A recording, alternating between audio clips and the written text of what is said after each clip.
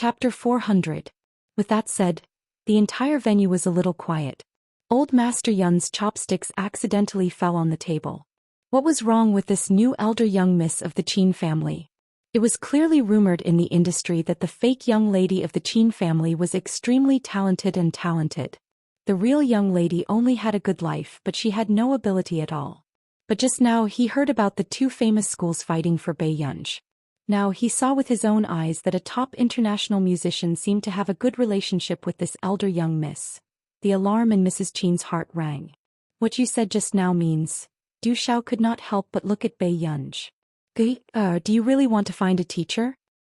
His eyes were bright as he looked at Bei Yunj expectantly. It was completely different from when he rejected Qin Yujiao righteously just now. Even if he didn't say it, she could tell what Du Xiao meant. Old Master Yun's hands could not help but tremble. He really realized that he had stood on the wrong side. However, looking at Bei Yunj's behavior just now, she was not someone who would accept an apology at all. It was useless even if he turned around to express his goodwill. I don't want to. The girl's languid and clear voice rang out unhurriedly. With that said, Old Master Yun's eyelid twitched and he could not help but glance at Bei Yunj. Did this person know Du Xiao's influence in the music industry? Didn't she see that Qin Yujiao was trying her best to please Du Xiao and become his student? Why? Du Xiao asked weakly. I'm going to take the college entrance examination soon and want to study hard. Du Xiao was speechless. The rest of the people were speechless. Was this excuse bullying Old Master Du for not knowing about Yun University's competition? 520-inch sigh. This child is insensible. Teacher Du, why don't you give me your contact number? Let me persuade her properly. Old Master Qin suddenly said with a smile. Bei Yunj turned to look at him. Old Master Qin pretended not to see it and only smiled happily.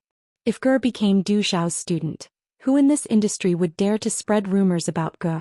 From the corner of his eye, Du Xiao saw that Bei Yunj really didn't say anything.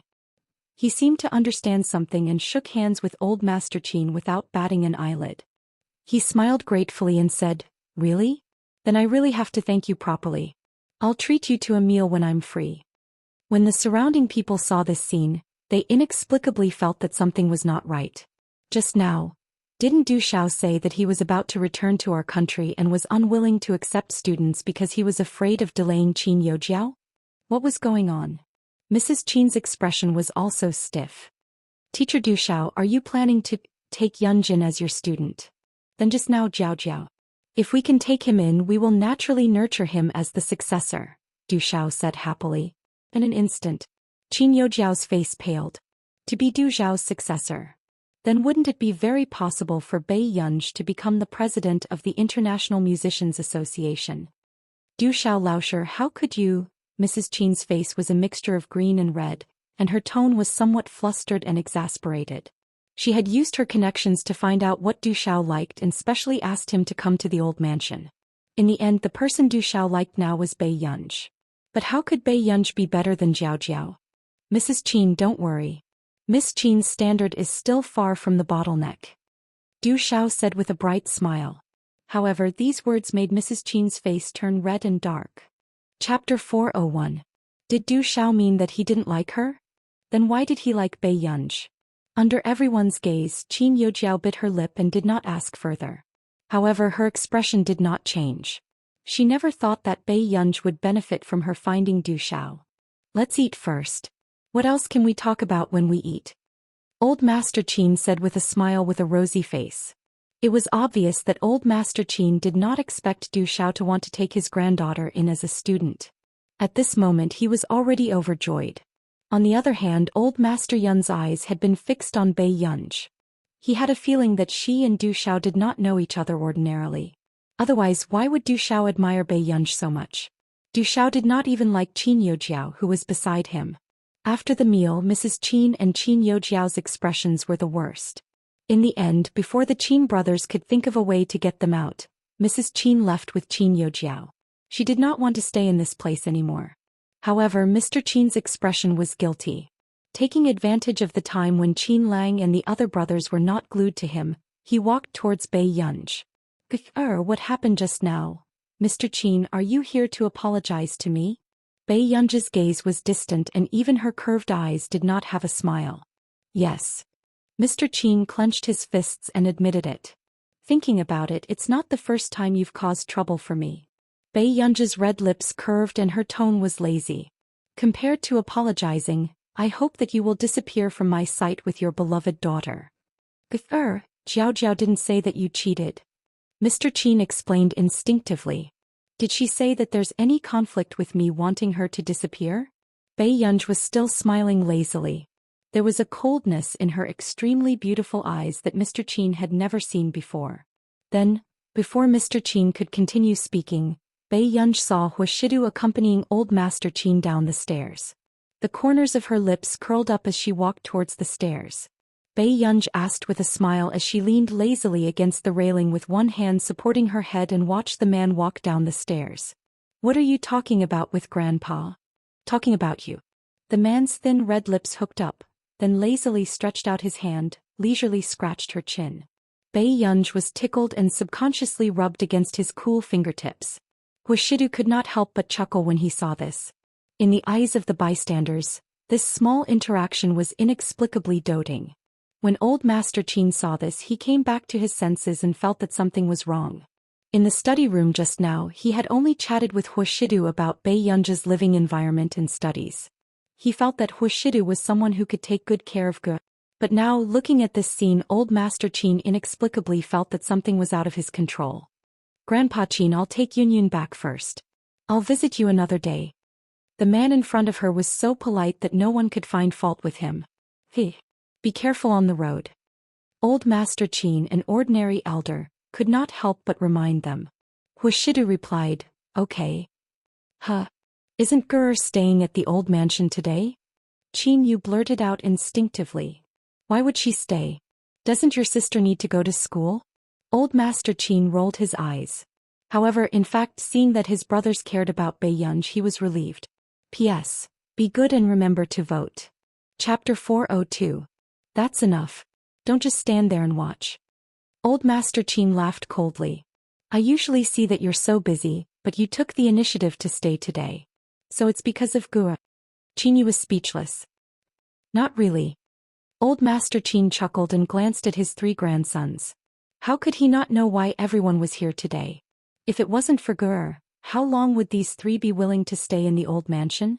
However, he could also tell that compared to these 3 biological brothers, Gur liked the younger generation of the Hua family more. After leaving the old mansion, Xingsu was driving in front. Huashidu's eyes were lazy and his well-defined hands loosened his tie casually. Even the 2 buttons on his collar were loose. He exuded a lustful and frivolous aura. The man glanced at the girl beside him. Yunin, why were you angry just now? He knew that this child was not someone who would give others a way out. However, it was rare for him to act so recklessly. Bei Yunji was looking at the night view on the sparkling bridge outside.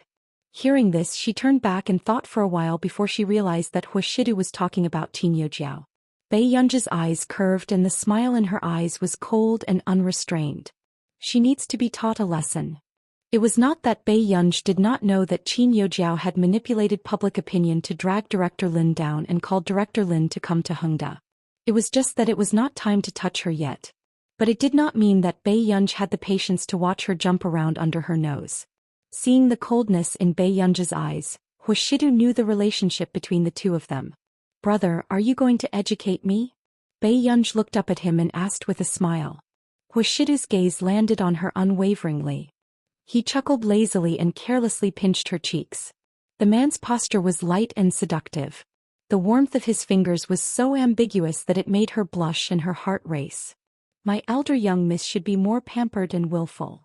As for the rules, it was not up to his child to follow. Hearing this, Bei Yunji's heart skipped a beat. It was as if a different emotion had taken root in her heart and was growing quietly. Before long, Huashidu suddenly remembered what old Master Qin had said just now. Yun. Bei Yunji asked, what's wrong? You can go back to the Qin family's old residence in a few days. As soon as the man spoke, Bei Yunji subconsciously moved her fingertips. The emotions in Bei Yunji's eyes were unclear.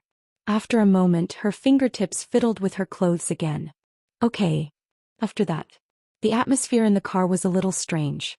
Even after getting out of the car, Bei Yunj waited for Huoshidu as usual. She was more than a meter away from him.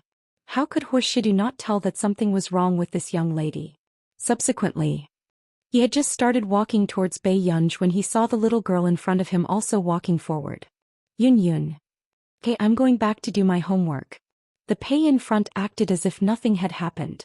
The corners of the man's upturned eyes were seductive, but there was a smile on his face. His voice trailed off as he called out again, Yunun. What's wrong? Bei Yunj's tone was gentle. Brother is a little tired. Can you help brother back? Bei Yunj. She turned around and looked at the tall man with long legs in front of her expressionlessly. However, the man's posture was lazy and light. He did not look tired at all. Bei Yunj took a deep breath without batting an eyelid. I can't help him. I see. The smile on the man's lips was almost imperceptible. Just as Bei Yunj turned around, he suddenly walked over. Then Yun Yun should be tired. Chapter 403. Hearing this, before Bei Yunj could deny it, someone suddenly hugged her waist and turned her world upside down. The man easily carried her up. However, Bei Yunj felt that her center of gravity was unstable and subconsciously wrapped her arms around the man's neck. What are you doing? The man's deep and magnetic voice whispered in her ears with a smile, but his tone was light, flirtatious, and seductive. Are you tired, Yun Yun? Then I'll carry you back. Bei Yunj looked up and saw the man's refined side profile without blushing. She fell silent. It was all this face's fault. It was too deceptive back then. She had used all kinds of tricks along the way, but the man did not put her down. Until they returned to the living room. Huoshidu placed her on the sofa and stared at her. Bei Yunj. Can I go upstairs?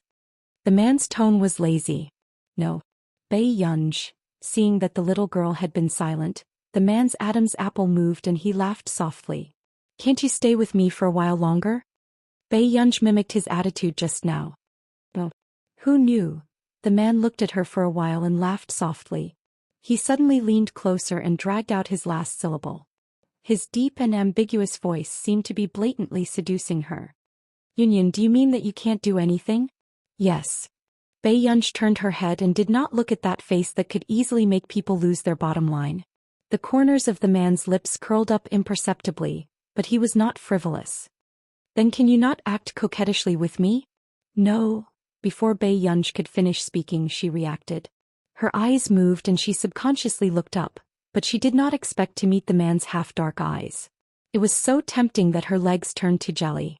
However, the man's eyes had melted into a thick black color and he was still staring straight at her. His sexy throat moved slightly and he let out a chuckle.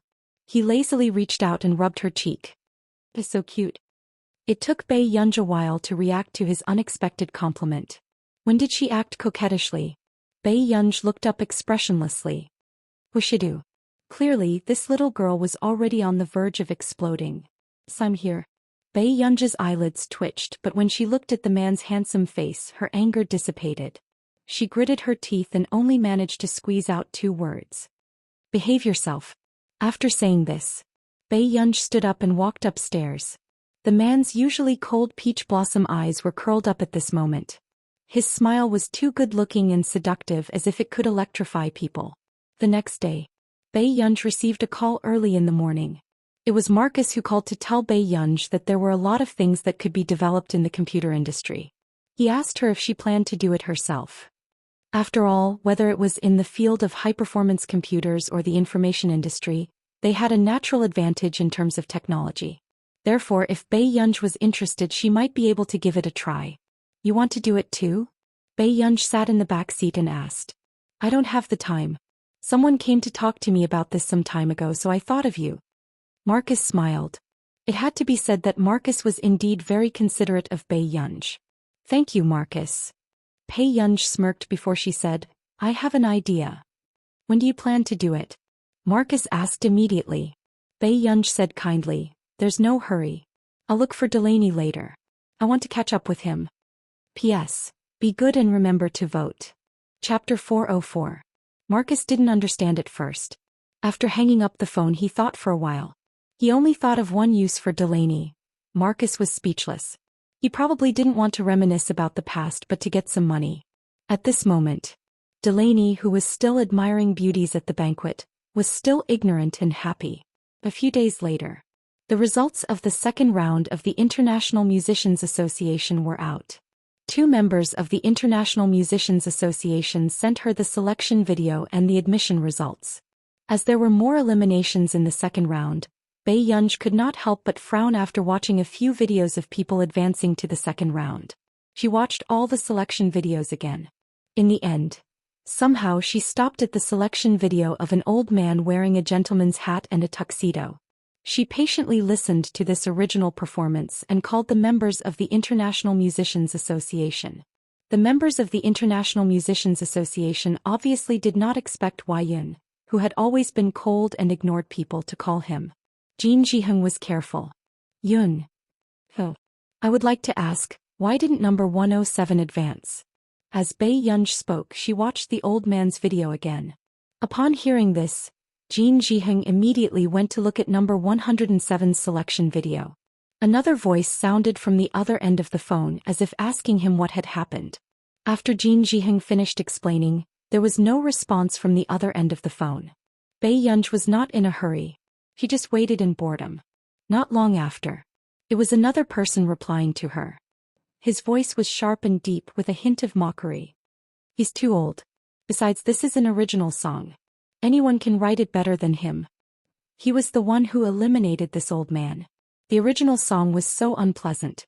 He did not know what kind of mentality he had to dare to use it to participate in the International Musicians Association's selection. Girl Classmate Network. Did the International Musicians Association accept all kinds of trash? Jin Jihung warned. Arn. I didn't say anything wrong. Arnie's tone was disdainful. Right, I got it. Bae Yunj restrained the light in her eyes and said unhurriedly, add a spot and let him pass the second round. Silly. Arn froze and his tone became sharper. But how can there be such a person in our International Musicians Association? He was already very dissatisfied with the recruitment of Country A's people. Now they were still recruiting such old and untalented people. Really? Because I think I can. Bae Yunj said slowly. When Arn heard this, his eyes were filled with malice. He could no longer hide his dissatisfaction with Bae Yunj. He sneered. Why, I admit that you're young and talented. But recruiting such a piece of trash, could it be that you made some shady deal with him? After all, she had been indifferent during the first round. Arn, watch your words. Kim Jihung frowned and reprimanded. President Du Xiao thought so highly of Wine. Wasn't Arn slapping President Du Xiao's face by offending Yun like this? Afterward, before Arn could continue mocking him, he heard a lazy voice. She smiled faintly. Do you think I need to explain it to you? You. Arnie's expression changed. If you don't want to work anymore, get Elder Du to replace you as soon as possible. Bae Yunj said casually. Hearing this, Arnie's face turned green and red, but he did not dare to tell Du Xiao. He still had business to attend to, so how could he leave? Moreover. Chapter 405. After holding it in for a while, Arn then said, I was being nosy. I'll add it for him now. It's good that you know your place. Bae Yunj laughed lazily and hung up the call very quickly. This infuriated Arn even more. This Wang. She's simply young and frivolous. Jin Jihung sipped his tea silently. But she's talented. So what if she's talented? Someone like her. Before Arn could finish speaking, Jin Jihung suddenly paused. He placed the teacup on the table heavily and leaned closer to the computer. It was as if he wanted to see how the 107 elder played. What are you doing? Arn was shocked by his action and quickly turned to ask. Look at the way he plays. At first, Jin Jihung also felt that Yun's personal preferences were a little strange. Why would she take a fancy to such an ordinary old man? But not long after, he realized that something was wrong. Look at the movements of his fingers and elbows when he plays. Also, this small section just now seems to have about 200 to 300 notes. Jin Jihung was stunned. At first, he only felt that this composition and style were very mediocre. In fact, it was not likable. But now that he listened carefully, it was an original score that was extremely difficult to play. Moreover, it had a strong emotional impact. Arnie's expression changed. He did not expect that this was really the one that was almost missed. But not long after, he was still disdainful. He's already so old. What's the use of coming to the International Musicians Association? Besides, we still need to listen carefully to this song to realize that it's different. What about ordinary listeners? Bae Yunj was quite interested in this score, but perhaps because the style was too different, it needed to be polished. She wrote for about 20 minutes. Just as she found the old man's email and was about to send it over, she paused. A moment later. At the end, Bae Yunj typed another paragraph of text. The score is not bad.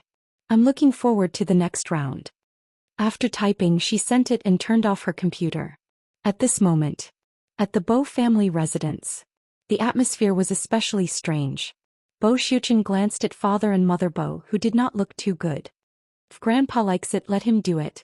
In the past, when old Master Bo was young, his family did not allow him to learn music because he was the only heir of the family. But now that there was someone in the family managing the company, the old man could do whatever he wanted. Are we not going to let him do it now? Mr. Bo's face darkened.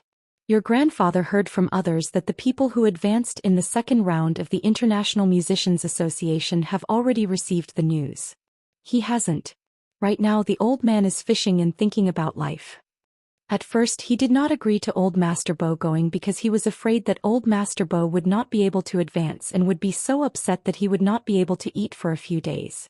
But now what he was afraid of had happened. Can't the International Musicians Association be bought with money? Bo Xiuqin frowned. Mr. and Mrs. Bo's expressions changed. But very quickly Mother Bo carefully looked upstairs.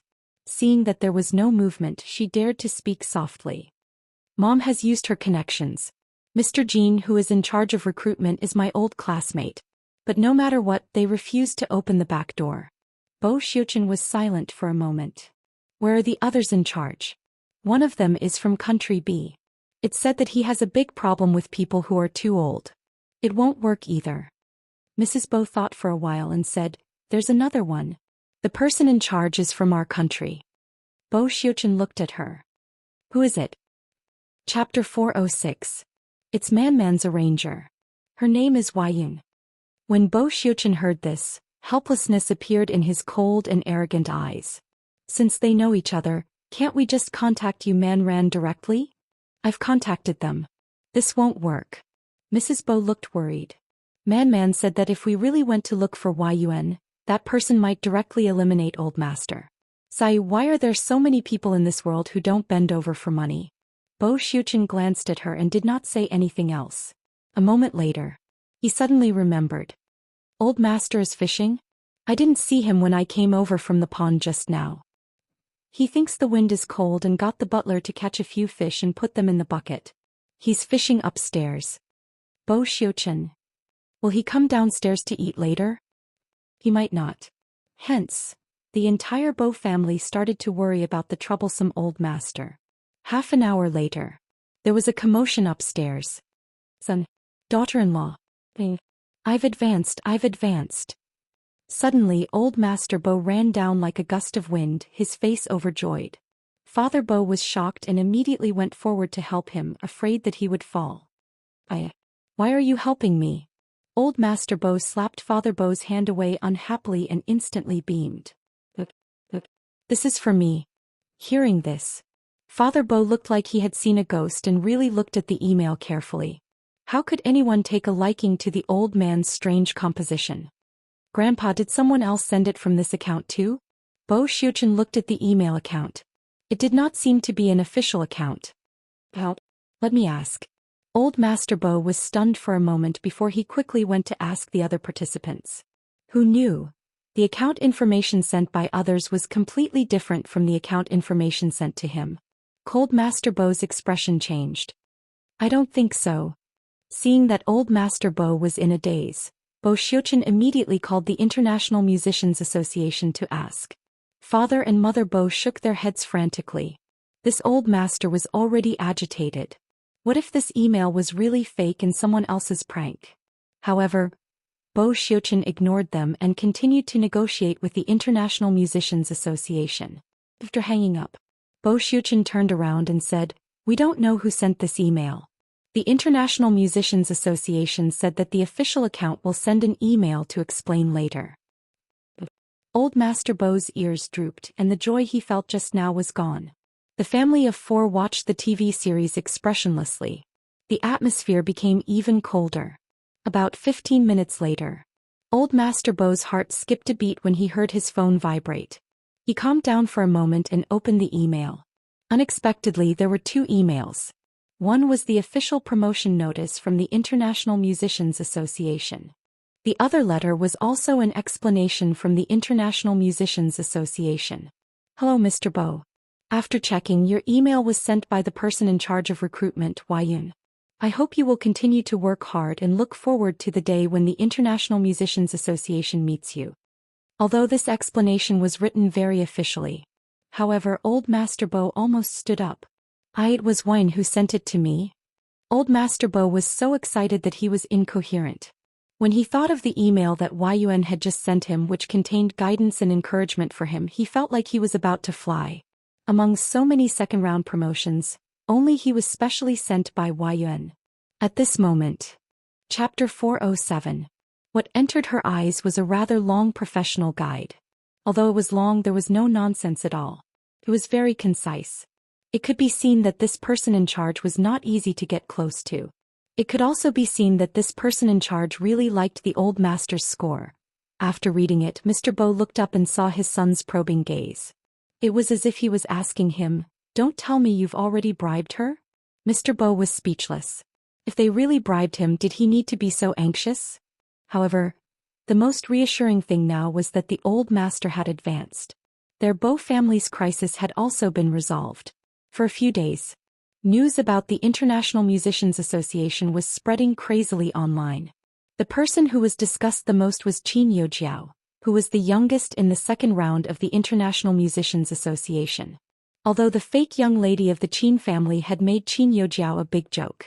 However, in the eyes of the netizens, the nearly 18 debutante ball last time and the second round of the International Musicians Association this time had completely turned the tables. Even her fans had increased by more than half and the comment section was filled with praises. What kind of beautiful and talented young lady can enter the second round of the International Musicians Association? Piano tour at the age of 18. She can reach the second round of the International Musicians Association at the age of 19. Nice, her future is promising. Is there anything to be proud of in the second round of the International Musicians Association? She wasn't recruited. The person who said this is really brainless. There are only about 20 members in the International Musicians Association and all of them are immortals. It's normal not to enter, but it's heaven-defying to enter. Qin Yojiao is already very skilled to be able to reach the second round. Yes, it's said that there are more than 10,000 people who signed up this time. After the first round of elimination, only 200 people are left. There are only 20 to 30 people who advanced in the second round. Don't you think Qin Yojiao is amazing?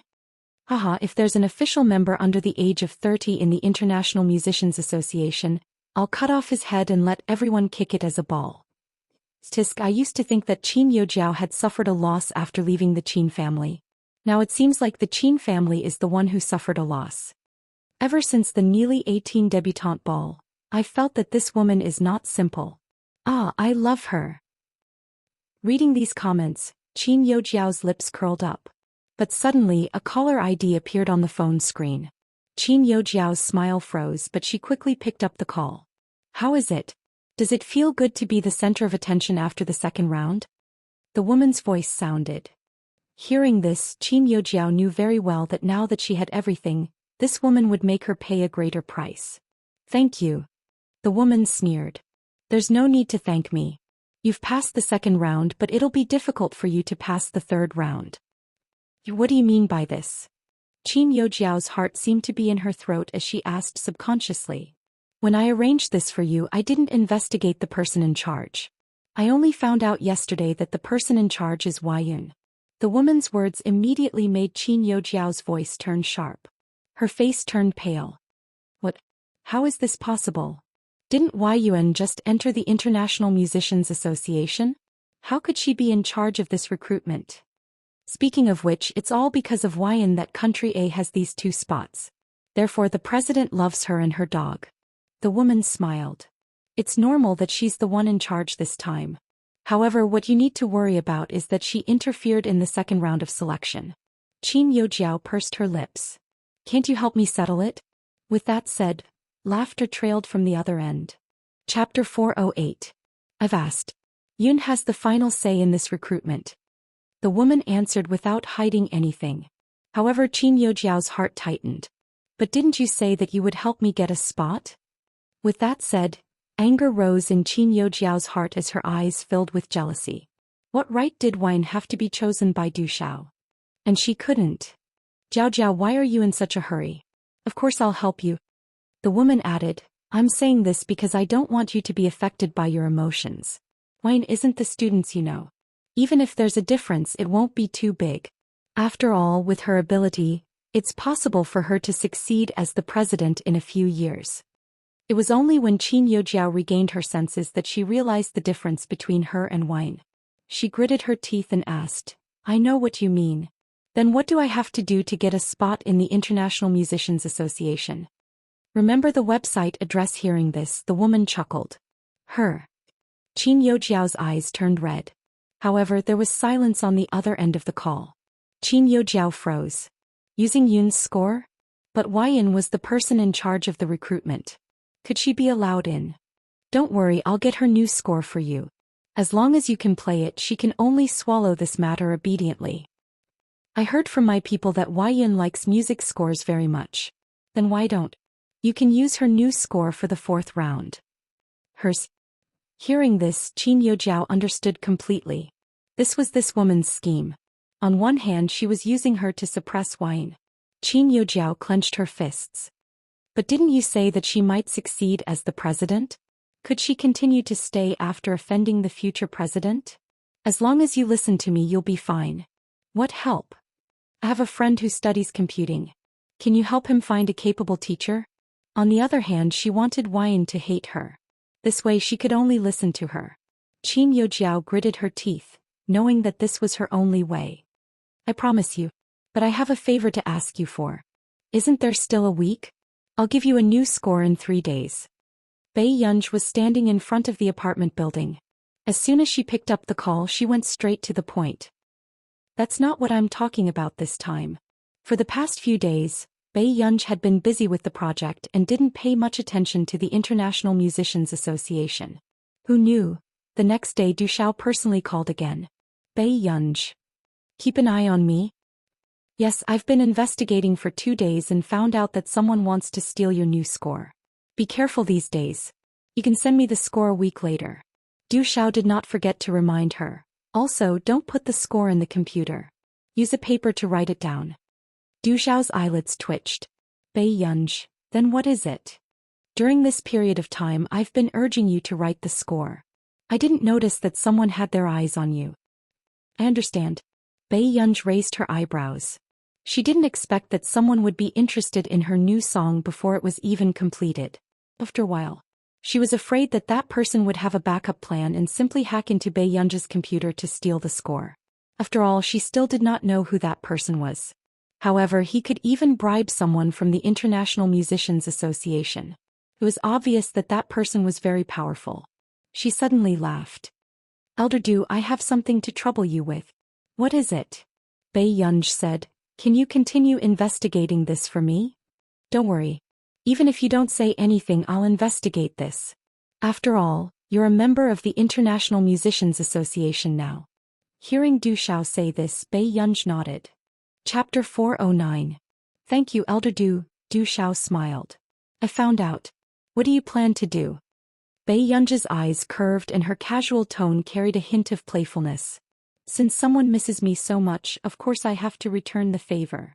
Not long after hanging up the phone, a voice sounded from the elevator. Good, why are you here? Director Lin had just come downstairs. When she saw Bei Yunj downstairs, her heart ached as she tugged at her.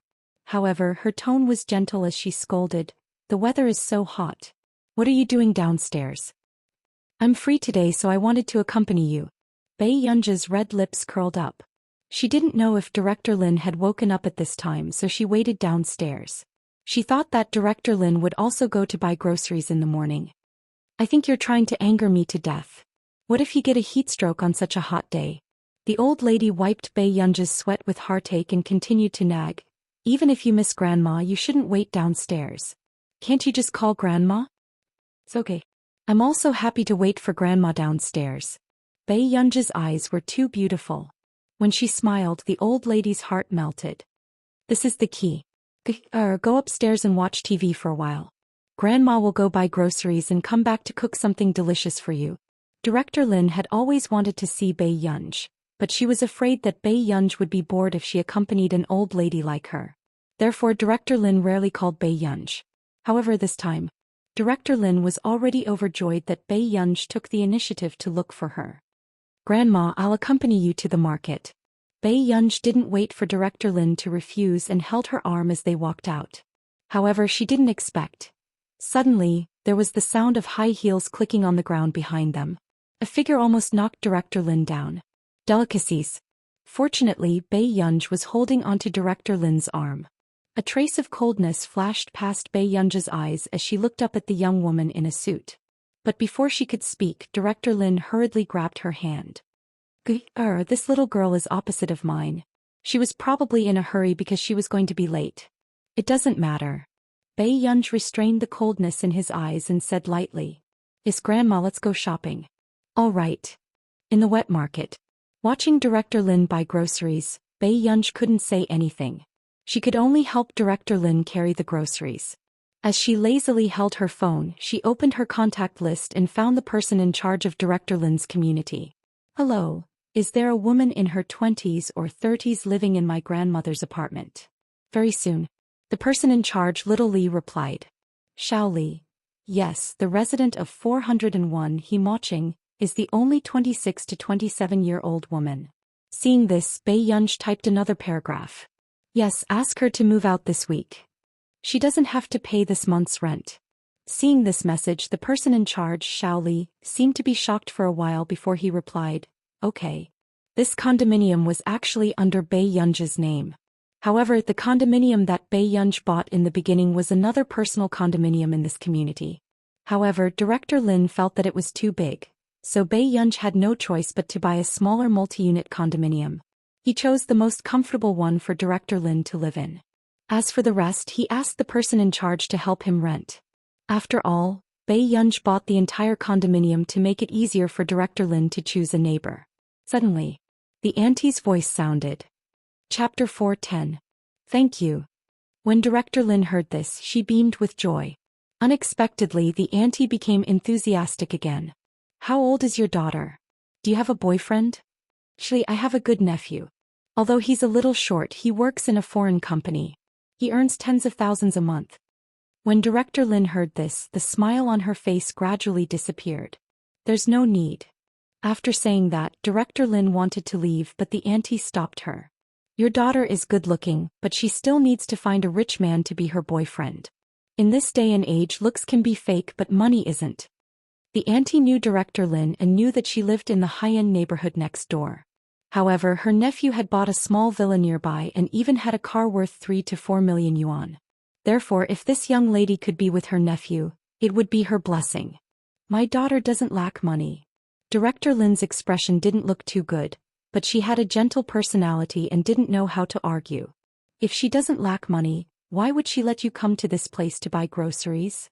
When the auntie heard this, disdain appeared in her eyes and she sized up Director Lin. After sizing her up, she started to suspect that Director Lin lived in a high-end neighborhood because she didn't have money and wanted to save face. At this moment, Bei Yunji's hand paused and she looked up at her unhurriedly. My daughter, do you think money is important? Bei Yunji's smile didn't reach her eyes. She lazily put her phone back into her pocket and said, It's important. When the auntie heard this, she felt that this young lady was more sensible. She looked a little smug. Isn't that so? Young lady, tell me what kind of boyfriend you want. Find someone who's not very poor. Before the auntie could be happy, she heard Bei Yunji say slowly, in his 20s, pleasing to the eye and has a few 100 million yuan in assets. That's fine too. Her tone sounded quite forced. 85. When the auntie heard this, her expression changed. She felt that Bei Yunji was deliberately playing with her. A few 100 million yuan in assets? The auntie's face darkened and she sneered sarcastically. Who did this little girl think she was? She wanted to find someone with a few 100 million yuan in assets? How could he like her? Why, doesn't your nephew have one? Bei Yunji's bright eyes revealed a hint of laziness and disdain. After that, Bei Yunji pulled Director Lin and left. Only the auntie was left behind. She was so angry that she was about to ascend to heaven. Does this little girl really think that she can eat just because she's pretty? How could someone with a few 100 million yuan like her? Not long after, another middle-aged woman who had witnessed all this carefully tugged at her sleeve. I was just joking with you. How can you joke like this? The middle-aged woman was so angry that she laughed. She had introduced them out of goodwill, yet she had been ridiculed by this little girl? The middle-aged woman was silent for a moment and looked at her again. Xiuhe, do you not know Principal Lin? Last time my grandson told me that the elder sister is the former dean of Yunqing University, and the daughter next to her is the daughter of the Qin Group. With that, she added, the Qin Corporation with a market value of hundreds of millions. As soon as he finished speaking, the middle-aged woman who had been scolding just now suddenly trembled and her legs almost went weak. What did you say?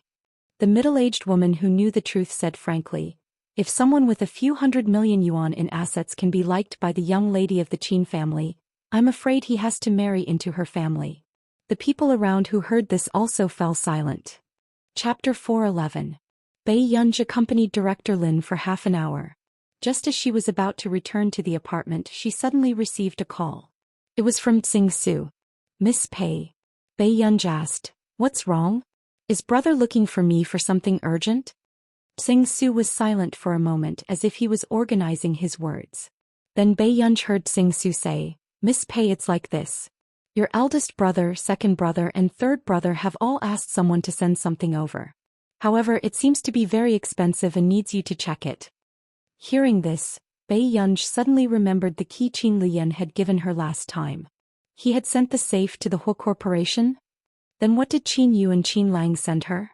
Bei Yunji's eyes twitched. Okay, then I'll come over in the afternoon. Okay, sorry to trouble you, Miss Pei. Master Du isn't around today. Otherwise, it would be the same if he signed for it. I'm having a meeting at the branch office too. I don't know if I can go back in the afternoon. It's all right. Thank you for your hard work. Bei Yunji smirked. After hanging up, Director Lin could not help asking, you're leaving in the afternoon? What time are you leaving? I'm going to the Huo Corporation to sign a package. Bei Yunji nodded. Director Lin hid the dimness in her eyes and smiled quickly. Okay, then Grandma will cook early. Bei Yunji looked at Director Lin. On the way, she suddenly asked, Grandma, are you free in the afternoon? Director Lin turned around. This way. Then do you have time to accompany me to the company to sign for a package? After signing it, we'll go shopping. Bei Yunji said with a smile, but her eyes swept past Director Lin's sleeves that had turned white from washing. Hearing this, Director Lin's eyes lit up. Sure, Grandma will go to the mall to buy you some food. I'll leave it at home. Okay. Bei Yunji chuckled and opened the umbrella naturally to shield Director Lin from the sun. In the afternoon. At the Huo Corporation. Watching Manager Qian dotes on you too much. He didn't even scold you when you were late. Two women were chatting at the desk. So what if you don't reprimand me? The Huo Corporation has a fingerprint card. If I'm late 3 times a month, my entire monthly salary will be automatically deducted. The woman said coquettishly, if you're late 5 times in 3 months, you'll be fired. You're still afraid of being fired? Your family is so rich. You carry bags that are worth tens of thousands and wear branded clothes. The short-haired woman was envious. By the way, where do you live? Hearing this, Himaching's smile froze. My house is quite far away. The neighborhood is usually very strict, so I can't bring anyone there. Unexpectedly, when the woman heard this, her expression became even more envious. It's a detached villa, right? I heard that some residential areas are especially luxurious and don't allow people to bring people in. Himaching smiled and patted her. How did you know? Although Himaching did not point it out in the eyes of others, Himaching admitted the fact that she lived in a villa. Seeing this, many people felt envious. However, in the Huo Corporation there were many people who could afford to live in villas. However, most of them were employees on the 3rd floor and above. Not long after, a clear female voice rang out. Sister Shu, someone is looking for you. He said he's here to get a package. At this moment the people on the second floor were stunned. Coming to the Hua Corporation to get a package. What was going on? Wasn't it clearly stated that other than office supplies, no one was allowed to send anything to the company? Sister Shu doesn't seem to be around. Why don't you let that person wait outside? Chapter 4:12. Sister Shu doesn't seem to be around. Why don't you let that person wait outside? Hearing this, that person was stunned. Then I'll bring her to the VIP room? Himoching sneered. CEO Hong is in the VIP room. Can you take responsibility for offending him? Just get her to wait downstairs. This isn't too good. After all, she's here to look for Sister Shu. The woman with the bra was a little reserved. Himoching glanced at her with a hint of disdain and sarcasm in her eyes. Her face was full of superiority. Judge, you have to work hard too. A year ago we were in the same batch of interns. Now you're still the most marginal person on the second floor. You might as well go home and sell fish for your mother. With that, Judge's face turned red and pale, but the others either laughed at her or buried themselves in their work and pretended not to hear. Everyone knew that Judge's family was not well off and she relied on her mother to sell fish to support her family. As for Himoching, she was wearing branded clothes and was still living in a villa. The difference in social status between the two of them was huge. I'll go and deliver tea to CEO Hong. Before Judge could leave, Himoching called out to her condescendingly. Wait. Judge stopped in her tracks and did not dare to turn back. At this moment, Himoching walked towards her and smiled softly. I'm afraid you can't take care of Xiao Hong. Let me send him off. As for the one who came to get the parcel, tell her not to go upstairs. Who knows if her hands and feet are clean. With that said, Himoching smiled and left confidently. When Judge left with an ugly expression, she bumped into Himoching touching up her makeup at the corner of the long corridor. On the second floor, Himoching was indeed one of the prettiest. Judge pursed her lips, adjusted her black-rimmed glasses and went downstairs silently. She asked the front desk and found the young lady who was holding the parcel. 7 questions, miss. May I know who you are? Halfway through Judge's sentence, Bei Yunj turned around. Her bright and beautiful face made one instantly dazed. However, there was no warmth in her beautiful eyes. After Judge came back to her senses, she immediately continued, You're Miss Pei who's here to collect the parcel, right? Bei Yunj replied, yes. At this moment, Judge felt that she had heard the surname, Pei, somewhere before. Yet he couldn't remember. Judge glanced at Bei Yunj and bowed seriously to Bei Yunj. I'm sorry, Miss Pei. Sister Shu isn't here. I might have to trouble you to wait here. While you're waiting, I'll be here with you. Is that okay? Hearing this, Pei Yunj glanced at Director Lin unconsciously. She asked, how long will it take? If Sister Shu wants to have a meeting, it will take at least 20 minutes and at most 40 minutes. Then can I go upstairs? Bei Yunj asked. Previously, when she came to the Hua Corporation, Sing Su had personally come down to pick her up. She had also used the exclusive elevator. This time he did not expect that things would become so troublesome when Sing Su was not around. I may not have the right to do so. Judge said awkwardly. Supervisor Chen hated her to begin with. If Supervisor Chen used this as an excuse to make a fuss, she might be fired. If she were to resign, how would the family be able to handle it? Bei Yunj could tell that Judge was in a difficult position, so she did not insist. Instead she sent Sing Su a message. But after a few minutes, the message was like a stone sinking into the sea. There was no reply. Chapter 4:13. Then I'll think of a way. Judge's face inexplicably heated up. Then her eyes lit up and she whispered to Bei Yunj, Miss Pei, my work desk is on the second floor. Why don't you and your grandmother come to my place first? Anyway, her work desk was at the edge and no one usually paid attention to it. Bei Yunj looked at the honest girl in front of her and couldn't help but chuckle. She smiled and her eyes seemed to light up. Okay, thank you, sister. However, when she went upstairs, Jia realized that something was wrong. Had she seen this lady's grandmother somewhere before? Jia couldn't help but ponder, but she didn't expect to see Himoching holding on to President Hong, who was in his 50s or 60s. Silly. Jia was stunned. When Himoching saw Jia, her face almost distorted. She instinctively let go of President Hong's hand. What are you doing here? He Maching's face darkened as she questioned. I brought a guest. Panic flashed across Jejje's eyes and she lowered her head guiltily. As for He Maching, her face darkened. She didn't expect Jejje to dare to go against her. Before she could speak, she looked up and saw Director Lin. She instantly panicked. Why is that old fart next door here? No. She couldn't let these two people stay in the whole corporation. What if this old fart spouted nonsense in the company and told others that she only lived in a high-end apartment? What should she do? Director Lin also recognized He Maching and a smile appeared on her face. Isn't this he? Don't talk to me. Do I know you? He Maching interrupted her sternly, but she didn't notice that Bei Yunja's gaze had turned cold. Director Lin had always been easy to talk to, but after being stabbed, the smile on her face froze. Quick Reading Network, Jejje, are you in cahoots with them? He Maching's sarcastic tone attracted the attention of many people because her voice wasn't soft. What nonsense are you talking about? Jejje's face turned pale. I'm talking nonsense? Don't tell me she's your old mother, the one who sells fish? What about this woman?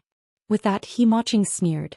Just as she was about to turn her head and continue mocking him, she unexpectedly bumped into a pair of cold eyes with a faint smile. For a moment his scalp went numb. Who is this girl? After regaining her senses, the first thing He Maching noticed was Bei Yunja's impeccable face. Then she looked at Bei Yunja's clothes. There was no logo and it didn't look like a brand new product. She was indeed just a good-looking little girl. This young lady is... Suddenly Xiao Hong, who had been silent all this while, spoke. He Maching turned around and saw Xiao Hong staring at Bei Yunj. His eyes were filled with lust. Immediately, jealousy and hatred welled up in his heart.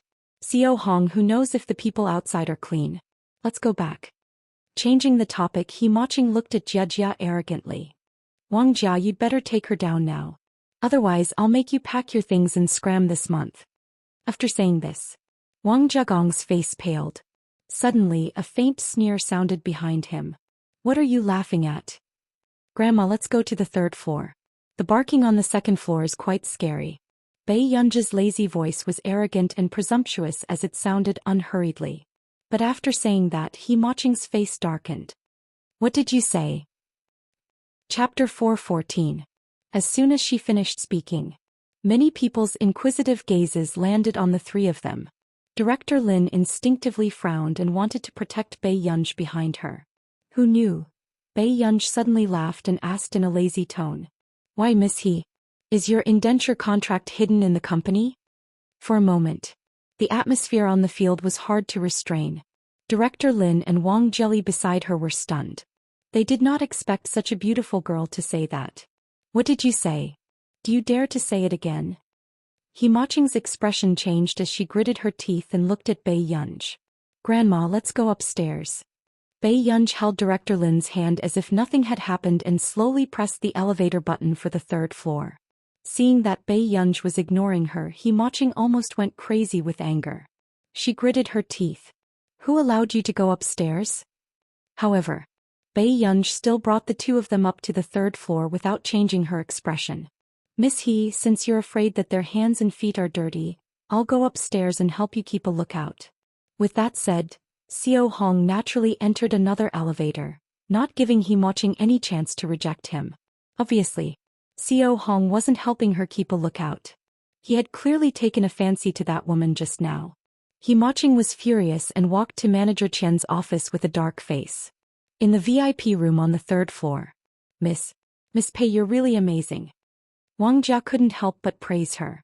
She didn't dare to treat He Maching like that. Are you very afraid of her? Bei Yunj glanced at her. Wang Jia paused and handed the water she had just brought to Bei Yunj and Director Lin. After the two of them thanked her, Wang Jia said, I'm a peripheral figure in the company. Her boss likes her and her family is rich. Wang Jia forced a smile. It's inevitable that she feels inferior. Hearing this, Bei Yunj glanced at her and didn't say anything. But a few minutes later an unfamiliar call came. It was Sister Shu whom Tsing Su had arranged for her. Miss Pei, I'm really sorry. Something happened in the marketing department. I was in a hurry to make arrangements and forgot to ask someone to pick you up outside. Bei Yunj replied lazily, It's nothing. Then have you entered the company? Are you satisfied with their hospitality? Yes, Miss Wang Jia is quite good. After saying this, Sister Shu, who was on the other end of the phone, seemed to have almost forgotten about Wang Jia. When she remembered her, she immediately laughed. Really? Jia is quite hardworking in the company. Find an opportunity to arrange a better job for her this year. Sing Su had a good relationship with her and had told her everything clearly. He could offend anyone but Miss Pei. You can continue with your work. Bei Yunj smiled. Alright, don't worry. I'll be there in 15 minutes. However, after the call, Bei Yunj did not expect that a young man would come up to the third floor faster than her. Miss Pei, is that you? Bei Yunj replied, yes. It's like this. Your 3 boxes, I'll get someone to bring them to the third floor. After you've checked them, I'll send them back for you. Is that okay? Bei Yunj nodded. Okay, sorry to trouble you. You're welcome. It's no trouble at all. The young man instinctively lowered his head. He was a little embarrassed to look Bei Yunj in the eyes. He just smiled and touched his head. Until he left. Xiao Hong returned to the VIP room. But because there were other people around, he could only talk to Bei Yunj occasionally. He seemed to be revealing how rich he was. Chapter 4:15. However, from the beginning to the end, Bei Yunj did not even look at him. The atmosphere was very awkward. Only Director Lin stared at him expressionlessly. It was as if in the next moment, the environmental bag that Director Lin was carrying could very well hit his head. At this moment, He Maching also came up aggressively with Manager Qian. Manager Qian, no matter what you say this time, you have to punish Wang Jia. He Maching attracted the attention of many other employees. Of course I will punish her. I will make Wang Jia and those 2 people scram together. Manager Qian sneered. Why didn't he know that the whole corporation was about to become a courier store? However, just as Manager Qian walked out of the elevator and towards the VIP room with a cold expression, an anxious voice sounded from behind. Don't walk so fast. You have to be careful with this thing, be careful. The 2 people who were carefully carrying the huge suitcase only paid attention to the suitcase in their hands and almost knocked Manager Qian to the ground. Brother, are you all right? I'm sorry. The person carrying the huge suitcase wanted to poke his head out to look at Manager Qian, but was completely blocked by the suitcase. He could only shout at the back. After apologizing, the 2 of them carried the suitcase into the VIP room. However, when Manager Qian saw the scene, he was so angry that smoke almost came out of his 7 orifices. However, before Supervisor Qian could start cursing, another 4 people came from behind carrying 2 large safes. Everyone was stunned. What the heck? Packages are stored in safes? I almost thought that there were gold and silver treasures inside. Ah, did you see that suitcase clearly? It's a limited edition custom-made VIO. It costs 6 to 7 million yuan. It's hard to buy it even if you have money. Do you think a normal person would use this suitcase to store packages? Hearing this, everyone understood. So it was a high-end imitation. At this moment, Manager Qian had already walked into the VIP room with a dark expression. The others were also secretly watching. Xiao Hong deliberately said to Bei Yunj. It's normal for girls to like luxury goods. But it's so cheap to buy a fake one. Why don't I buy you a real one? Bei Yunj glanced at him with an impatient look in his eyes. Do you have a lot of things to do? Just as Xiao Hong was about to continue speaking, his eyes met with Bei Yunj's cold gaze, and he subconsciously felt a chill run down his spine. Subsequently, before Bei Yunj could take out the keys from her pocket, she heard He Maching speak arrogantly. Manager Qian, it's this young lady who insisted on coming to the VIP room. Those who don't know better would think that she's someone from the whole corporation. Manager Qian's face darkened and he sneered. Miss Pei, you said that your sister Shu's guest. Do you have evidence? Hearing this, Wang Jia immediately explained. Supervisor Qian, she really is. Big sister Shu said. Shut up. Who are you to speak here? Supervisor Qian glanced at her coldly and reprimanded her. Wang Jia's face turned red and white. But surprisingly, she still insisted. No matter what, Miss Pei is indeed Big Sister Shu's guest. This package also says Miss Pei. If you chase Miss Pei out, Big Sister Shu will be angry. Seeing that Wang Jia still dared to refute him, Manager Qian felt that Wang Jia was becoming more and more daring. He sneered. Alright, then I want to see if Big Sister Shu will appear here. As soon as he finished speaking, Bei Yunj glanced at him casually and then took out a key. Are you going to stand here and watch me open the package? Chapter 416. Why do you have gold inside? Manager Qian's tone was sarcastic and disdainful. When Bei Yunj heard this, she glanced at him unhurriedly and did not say anything. She turned around and looked at the two safes and leather suitcases. Her eyelids twitched. Suddenly, Bei Yunj received a message. She opened it and realized that it was from Qin Lang. Qin Lang, the password of the safe is 6 asterisk asterisk asterisk asterisk asterisk. Third brother will send the key to you alone. Mua. Bei Yunj was speechless. Suddenly, Yi Ching's sarcastic voice sounded. Why? Are you too ashamed to open the safe? Don't you dare to use Vio's imitation to store things? Bei Yunj did not look at her at all. After putting her phone back into her pocket, she thanked the 6 of them. This lazy attitude made Yi Ching grit her teeth in anger. She wanted to see how this woman could continue pretending. Using a safe to store things, she really thought that her things were precious. The next moment, Bei Yunj identified the safe that Qin Lian had given her and her eyebrows twitched unconsciously. Last time, Qin Lian had told her that this was not something precious. It was just some small accessories and materials for her to play with. Thinking of this, Bei Yunj took out the key and decided to open Qin Lian's. Who knew, when she opened the safe door, more than 10 pearls and diamonds the size of pigeon eggs squeezed out. No one could laugh at the scene.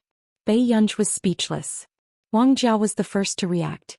She immediately picked up the pearls and diamonds all over the floor. They had never seen such big pearls and diamonds in their lives. Although it looked quite real, it still looked quite real. Miss Pei, your pearls and diamonds. Wang Jiao placed the diamonds and pearls on the table in fear and trepidation. When the others heard this, they felt that Wang Jiao was probably stupid. These pearls and diamonds were so big, did they look real? Until they saw Bei Yunj pick up a ruby necklace and stuff the pearls and diamonds from just now into it casually. Everyone could not help but feel their hearts ache. Although they knew that the jewelry was fake, their hearts still ached when they saw it being treated like this. Suddenly, a girl sighed. That ruby necklace really looks like the eye of the god of creation. What eyes? The eye of the god of creation was sold 3 years ago for 520 million. It was bought by a rich collector. This young lady's high-quality imitation is exactly the same as the real one. The more the crowd listened, the more they felt an inexplicable strange feeling. Bei Yunj's eyes were filled with impatience from the commotion and she glanced at the restless crowd. The next moment, everyone subconsciously shut their mouths. Just sign for it. Bei Yunj was not in the mood to continue driving. Miss, please open it. The person who spoke felt his scalp go numb. If these were lost, even if the 6 of them went to the black market to sell their organs, they wouldn't be able to afford it. Bei Yunj. Not long after, Bei Yunj continued to open the suitcase. Inside were some fashionable leather bags and clothing accessories. There were about 20 to 30 of them and they were casually stuffed into the suitcase. It looked like it was bought from a wholesale market. The people watching unconsciously heaved a sigh of relief. That's not bad. It was just a leather bag. Look at that khaki-colored one. Doesn't it look like the same style as Princess Oprah's? I heard that there are only 2 in the world. Don't say such weird things, okay? This was a high-quality imitation. Everyone hypnotized themselves. Chapter 417. But then again, why didn't they see any WeChat merchants selling such high-quality imitations? Just as everyone was struggling to figure out what was going on, a trace of doubt appeared in their hearts. Suddenly, Bei Yunj took out a bag and turned to ask, Grandma, how do you usually store food in this bag? Everyone was speechless. Right, it was true. This is very expensive, right?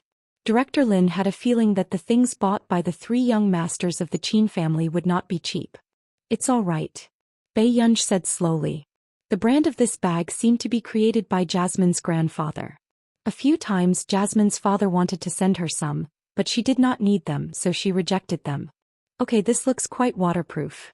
Director Lin was happy. Bei Yunj glanced at him and nodded very respectfully. Everyone was speechless. Was a high-quality imitation not worthy of being treated well? Used to store food? Suddenly, a strange light flashed across Manager Qian's eyes and he sneered. Do you know that it's illegal to produce high-quality imitation luxury goods? Even if Bei Yunj did not make it, Bei Yunj had bought so many fake goods. He could deliberately report her for illegal trafficking. Manager Chen sneered. I'll call the police now. Let's see how arrogant you can be. With that, Wang Jia immediately panicked. But before she could explain, she heard a dignified female voice. Hey Chen Di, who do you want to call the police to arrest? As soon as she finished speaking, everyone did not even dare to join in the fun, afraid that they would be caught by the female devil. When Manager Chen heard this voice, his smile froze. Why was Sister Shu really here? Shu? Manager Chen slowly turned his head. When he saw Sister Shu, he was about to flatter her when he saw Sister Shu walk to Bei Yunj. Miss Pei, I'm really sorry to have made you wait here for so long. At this moment, everyone froze. What did Sister Shu mean? This was the VIP room. Actually, there's a lounge on the 6th floor. If Assistant Singh is not around next time, I'll take you there. Sister Shu smiled. Everyone was speechless. Only the big shots of the top management deserved to have the lounge on the 6th floor. Nothing, I just came to check on the delivery. When Sister Shu heard this, she smiled and looked at Principal Lin again, her eyes full of admiration. You must be Dean Lin Longjun? I used to be from Yunqing University, but I didn't have the chance to meet you. In an instant, Wang Jia was stunned. Who was it? President Lin Longjun. Wang Jia suddenly raised her head and looked at Director Lin. She suddenly remembered why this person looked so familiar. On the commendation wall of Yunqing University, wasn't this person standing next to the former principal? Not only Wang Jia but everyone else also suspected that they were dreaming. What did Sister Shu just say? However, Sister Shu stood at the side and was still chatting with Bei Yunj. She smiled gently and said, one of these bags is in the hands of Oprah. I didn't expect that CEO Qin would buy the other one for you. He didn't buy this. He bought the things in the first safe. Qin, you had bought these bags. So that's how it is. I forgot that the other two young masters of the Qin family also dote on you. Sister Shu laughed involuntarily. Pei Yunj's lips twitched and she opened the third box. It was a gift from Qin Lang. They were all raw stones like Hutian jade, and Dushan jade that Qin Lang liked to collect in the past, as well as a few calligraphy and paintings. Then, Qin Lang had asked her to take a photo with him last time. Chapter 418. Bei Yunj picked up the photo casually and suddenly felt something hard on the back of the photo. She flipped it over instinctively. She did not expect a bank card to be pasted on the back. Then, just as Bei Yunj had yet to regain her senses, someone suddenly approached her from behind. Who gave this to you? Bei Yunj turned back instinctively and saw Qin Yu's arrogant and handsome face. Then, before Bei Yunj could speak, Qin Yu saw the photo and narrowed his good-looking eyes. He snorted coldly. No wonder he didn't show me what he sent. He never thought that Qin Lang would do such a thing behind his back. This card. Before Bei Yunj could finish speaking, Qin Yu seemed to know what Bei Yunj was thinking. This card seems to be the bonus and salary that Qin Lang has saved up from competitions over the years. After Qin Yu finished explaining, he specially explained, actually it's not much. Second brother has saved more than him. Bei Yunj was speechless. She really could not understand what these three people were trying to do. At this moment, when the people not far away saw this scene, they felt like they were in a dream. This was Qin Yu. It was their first time seeing Qin Yu coax this young lady like this. *CK, did you hear that? Did Qin Yu call himself second brother just now? He even said that Qin Lang gave him that card. Someone suddenly regained their senses. Everyone was speechless. They weren't deaf, okay? Then this is Bei Yunj, who was on the trending searches previously, right? The person beside her is Director Lin Longjun.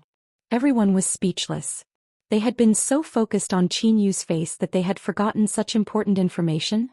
In the electronic library, the elder young lady of the Qin family, *CK, she's so good-looking.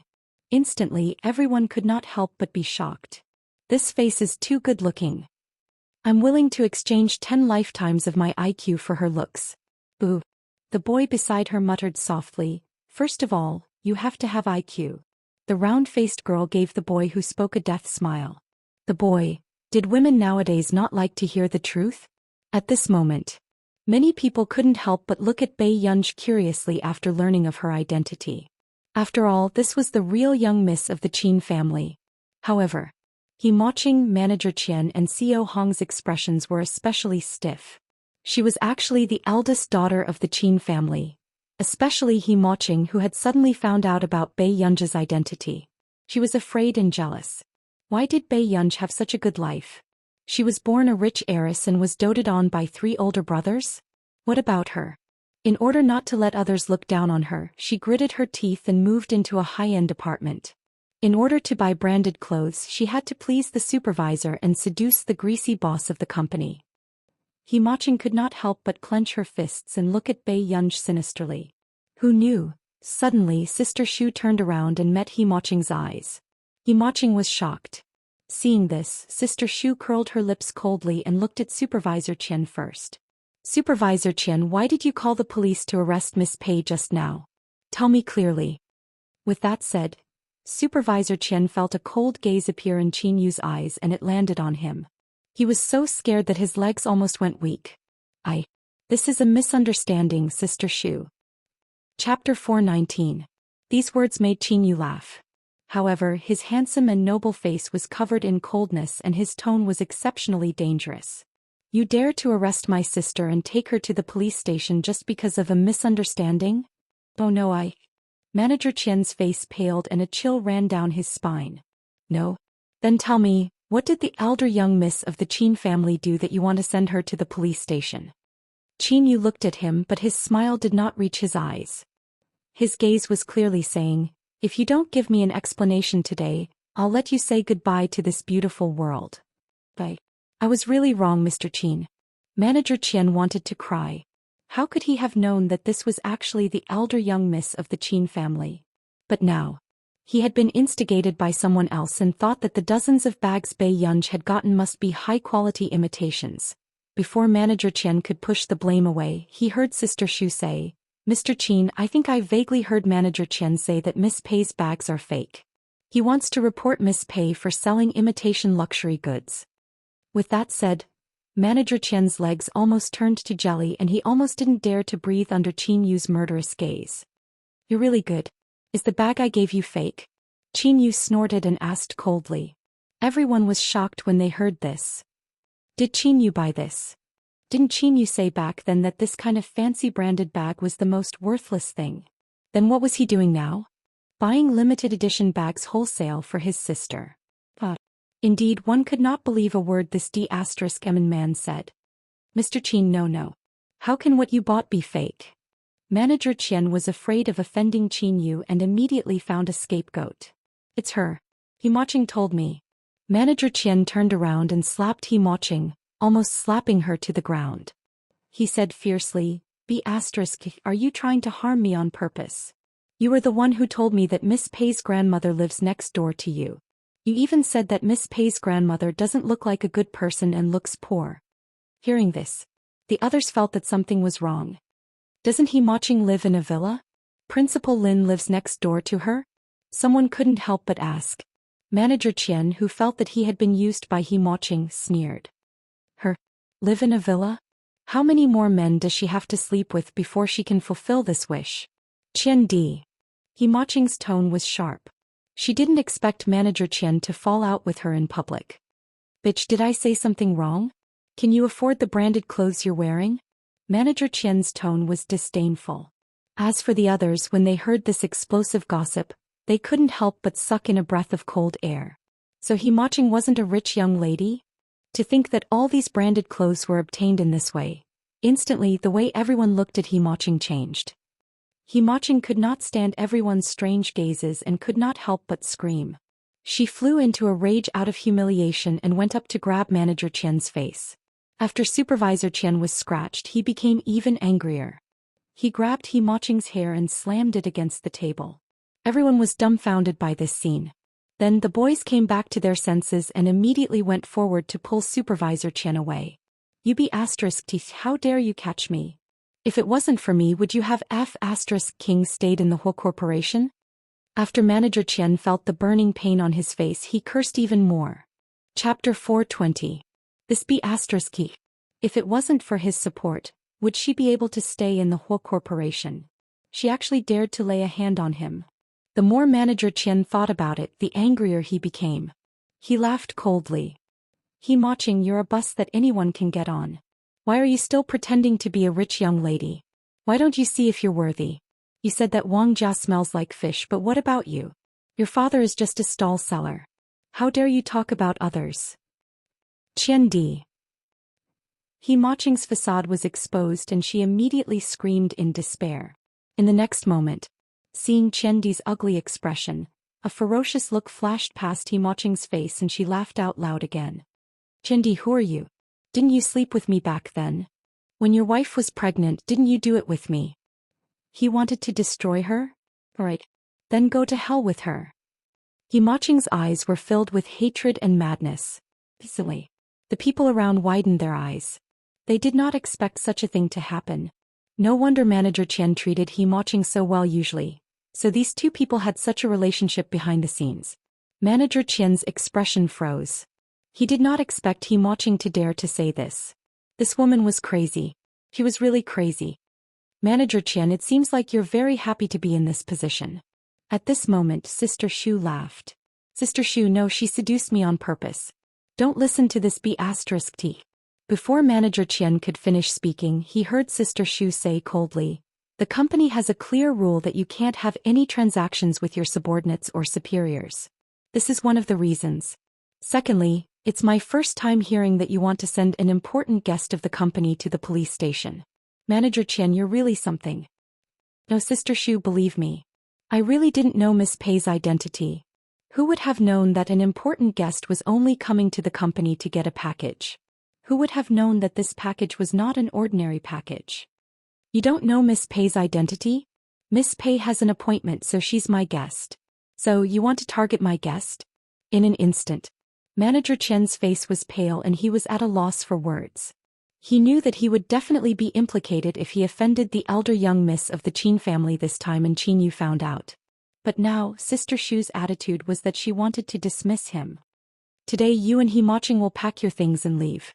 Oh right, Wang Jia can be considered a veteran. Her performance has always been good. She will take over the position of the supervisor in the future. Elder Sister Shu said expressionlessly. However, regardless of whether it was the first sentence or the second sentence, they both caused the crowd to boil over. Manager Qian had so many connections in the company. How could Sister Shu chase him away just like that? This new replacement was the most marginal person on the second floor? At first, everyone didn't understand. Then they suddenly realized that the only person who had been speaking up for Miss Pei and Director Lin was Wang Jia. What kind of luck did Wang Jia have? The moment Manager Qian stepped down, she became the person with the highest position on the second floor. At this moment, Wang Jia also felt like she was in a dream. She had just been scolded by Supervisor Qian, and now she had replaced Supervisor Qian's position. After regaining her senses, Wang Jia immediately said excitedly, Thank you, Sister Shu. I'll do my best. Why are you thanking me? Sister Shu smiled and glanced at Bei Yunj. In the end, she did not say anything. Chapter 421. How could this be? How could Sister Shu fire him? It wasn't just Manager Qian. He Maching, who was beside him, also looked like she was having a mental breakdown. Her expression looked like she was crying and laughing at the same time. How could this be? How could the old thing living next door be the former dean of Yunqing University that they were talking about? Since this girl was the eldest daughter of the Qin family, why did she only let this old thing live in a high-end district? Before He Maching could regain her senses, her phone kept ringing. When she took it out to take a look, she realized that the person who had been calling her was Xiao Li, the person in charge of the district. He Maching didn't want to offend him, so she immediately picked up the call. However, she didn't expect to hear Xiao Li say coldly, Miss He, I'm sorry. I'll have to trouble you to move next week. What do you mean? Why should I move?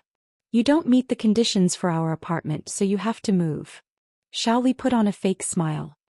Miss, you know very well that the best apartment in our district is the one you live in. But the price we offered you isn't high either. Because you're not the one picking the apartment, but the apartment picking the person. The last sentence seemed to have a deeper meaning.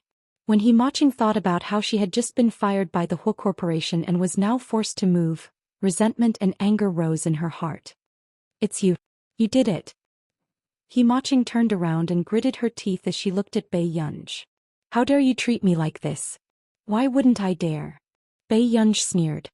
His lazy eyes were indescribably arrogant as he asked unhurriedly. He Maching didn't expect that with so many people around, Bei Yunj would dare to admit it directly. You'll get retribution. Just because you don't like me, you're deliberately taking revenge on me. Miss He, you're thinking too much. I'm thinking too much? Then why should I move out? Hearing this, Bei Yunj looked up unhurriedly. After looking at her for a while, he asked with a faint smile, why should I rent the house under my name to you? As soon as he finished speaking. At first everyone didn't understand, but then they had a bold guess. Could it be that the eldest miss of the Qin family bought her house by building? Everyone froze and He Maching's face turned pale. You bought an entire floor? Director Lin turned around and couldn't help but ask. Bei Yunj, one. Director Lin, everyone, the world of the rich was unimaginable. Why are you buying one? Director Lin had always advocated frugality, which was the same as most of the intellectuals of that era. All corrupt practices were strictly prohibited. Last time the former principal of Yun University was so angry that he punished his grandson for buying shoes that cost hundreds of thousands of yuan. After her daughter recovered, she bought the entire building. Bei Yunj could tell that Director Lin was unhappy. She immediately held Director Lin's hand. Her beautiful eyes were exceptionally clear. There's a discount, Grandma. Everyone. It turned out that rich people also liked to buy things on sale. In hindsight, everyone's gaze unconsciously landed on the 3 chests. So, this was really a box of jewelry, a box of branded bags, and a box of jade antiques. My legs are going to go weak. The pearl that just rolled out is actually real. Woo, such a big pearl. It was poverty that limited her imagination. How could there be such a big pearl and diamond in this world? Chapter 422. Don't you think we should pay more attention to that eye of the god of creation? 2 years ago it was sold for hundreds of millions. Even now it would be doubled. When everyone thought of how Bei Yunj had casually stuffed the eye of the god of creation back into the safe just now, their hearts skipped a beat. Did this woman have a heart of stone? Was such a rare piece of jewelry not worthy of her gentleness? The female staff present looked at Bei Yunj and started to wonder if she had saved the world in her previous life. Or had she made a huge contribution to human society? Otherwise, why was she so lucky? She was a rich young lady and had 3 male idols. After dealing with these 3 boxes, the others left. He Maching and Manager Qian were also taken away by Sister Shu. Why are you here? Bei Yunj looked up at Qin Yu and asked. Aren't you going back to the old mansion today? Second brother will accompany you to get your things. Qin Yu could not suppress the smile on his lips and he became even happier. He had finally waited for this day. Hearing this, Bei Yunj's eyes darkened and she remembered that Huashidu had mentioned this to her last time. Bei Yunj hid the strange look in her eyes. I want to go to the mall with Grandma first before sending her back. Good. Second brother drove here. Can second brother send Grandma Lin back? Qin Yu's dark eyes were bright as he looked at Bei Yunj pitifully. Bei Yunj pursed her red lips unconsciously. However, before Bei Yunj could speak, she heard Director Lin say with a smile, okay. If you have the chance in the future, Mr. Qin can come and visit me. Grandma Lin, if you agree, why don't you call me you?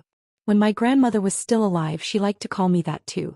Qin Yu turned to look at Director Lin and said with a smile. Good child, good. Director Lin nodded and grabbed Qin Yu's hand with a smile.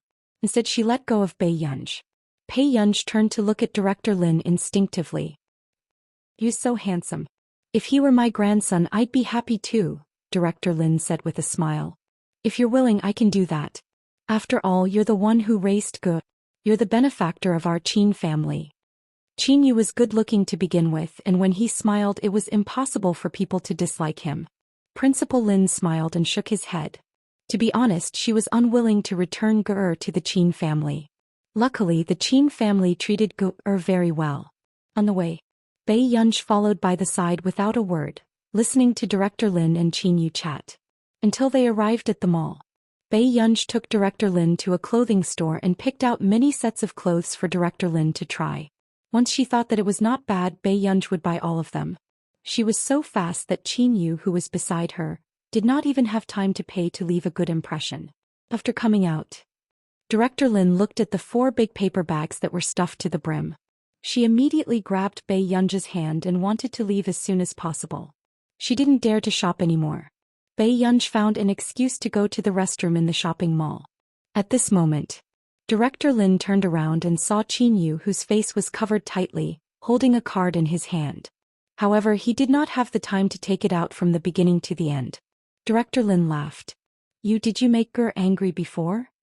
Hearing this, Qin Yu was stunned for a moment before his dark eyes gradually darkened. He gripped the card in his hand tightly unconsciously and a word rolled out of his throat with difficulty. Chapter 423. It's okay. Ger is easy to coax. She'll forgive you. Director Lin smiled. How could she not tell that this big boy was really good to Bei Yunj? However, when Qin Yu heard this, his throat tightened and he lowered his head even more. There was an imperceptible bitter smile in his voice. But I've done something unforgivable. It made him want to kill himself back then. Qin Yu pulled down the brim of his hat and the redness in his eyes could not be seen clearly. However, his voice was a little hoarse. He laughed helplessly. It doesn't matter if you forgive me or not. It's okay. I'll treat Ger well for the rest of my life. What right did he have to get Ger's forgiveness? Director Lin was stunned for a moment before she smiled helplessly. Her turbid eyes seemed to be able to see through everything. Director Lin patted Qin Yu's shoulder and helped him adjust his sleeves. She was kind and gentle. You is actually a good child, right? It was not the first time Director Lin had seen Qin Yu. On the contrary, Qin Yu had looked for her many times wanting to support Ge. Take good care of Ger for Grandma, okay? Director Lin and Qin Yu sat in the resting area at the side. Qin Yu heard Director Lin say with a helpless smile, in the past Ger was gloomy and looked very lonely. Now Ger looks very good, but her eyes make me feel that she's very lonely. But how many more years can I look forward to? How can I take care of her forever?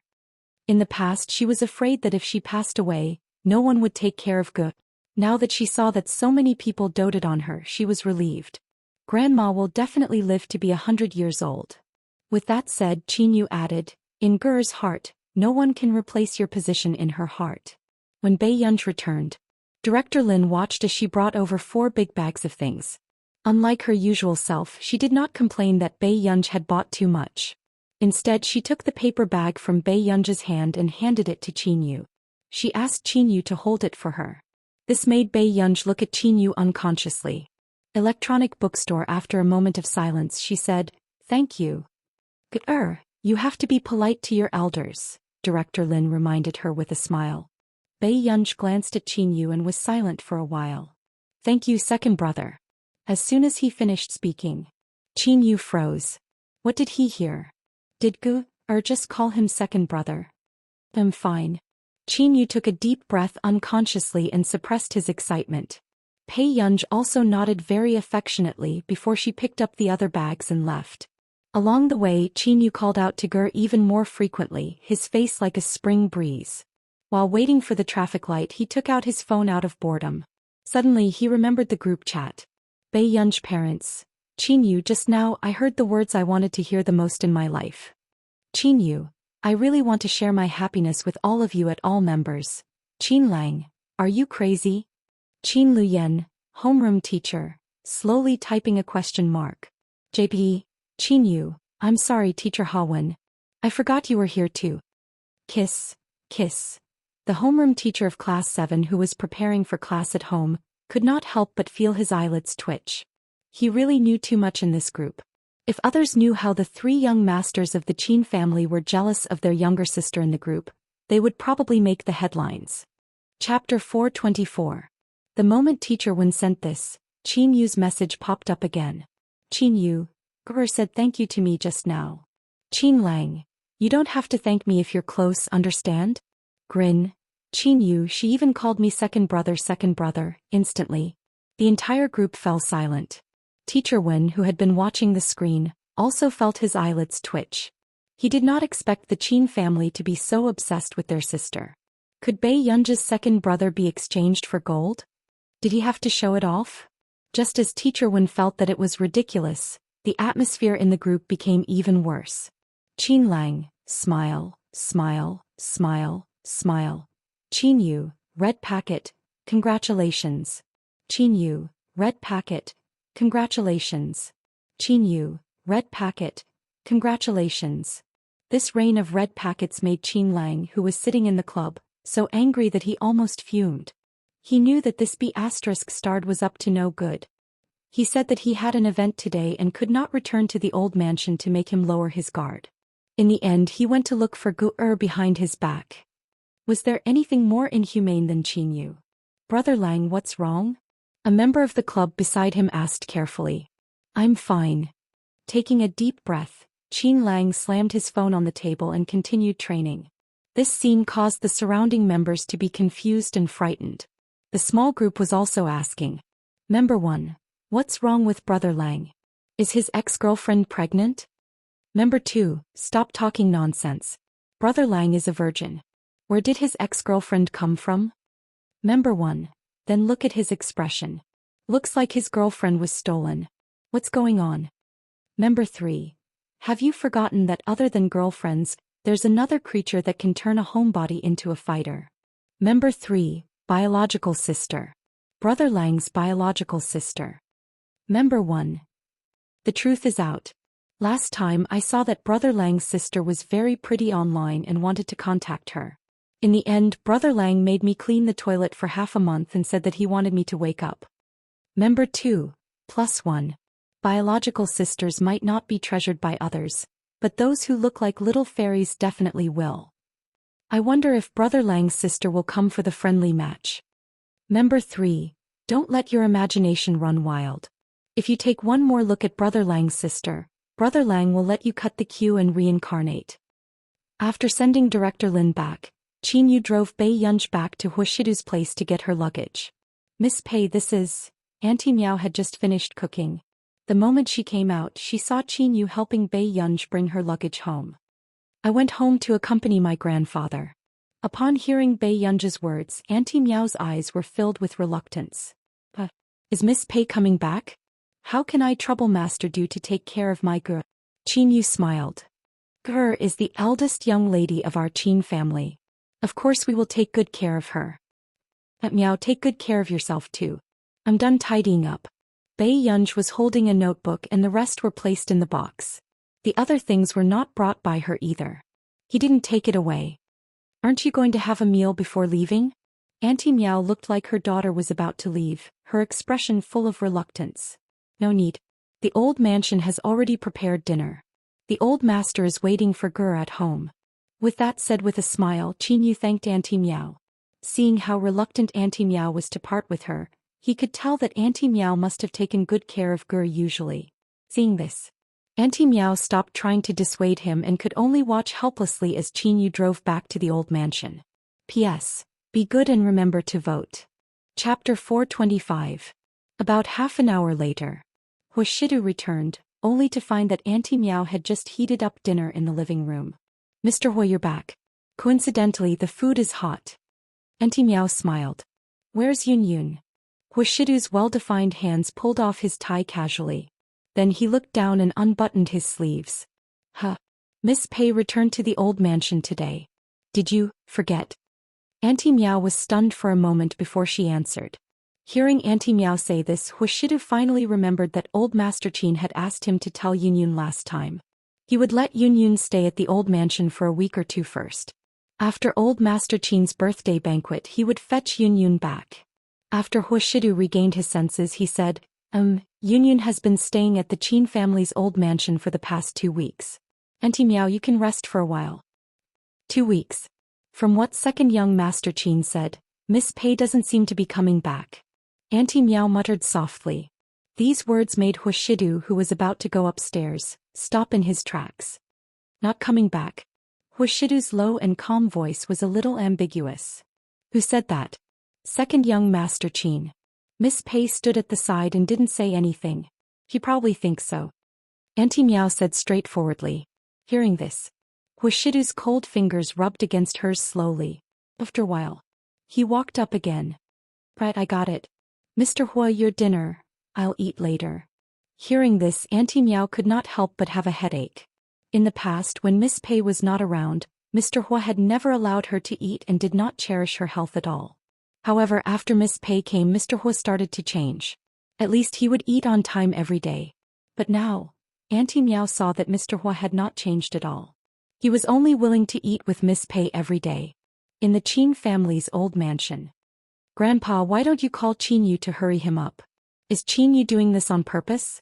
Do you want him to stay with Gu alone? Suppressing his temper, Qin Lang walked to Old Master Qin.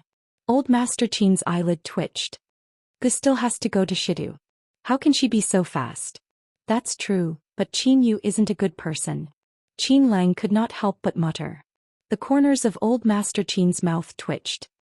He looked at his anxious grandson and then at his eldest grandson, who was sitting on the sofa and working. Pa, are you good people? Don't you know how many times you've come to the old mansion when Gur isn't around? Now she was in a hurry to live in the old house. Not long after, there was a sound at the door. Old Master Qin and the rest looked up and saw Qin Yu smiling with a beautiful girl beside him. It was their Gu. Bei Yunj didn't say much along the way. When she looked up and saw Old Master Qin, she smiled. Grandpa.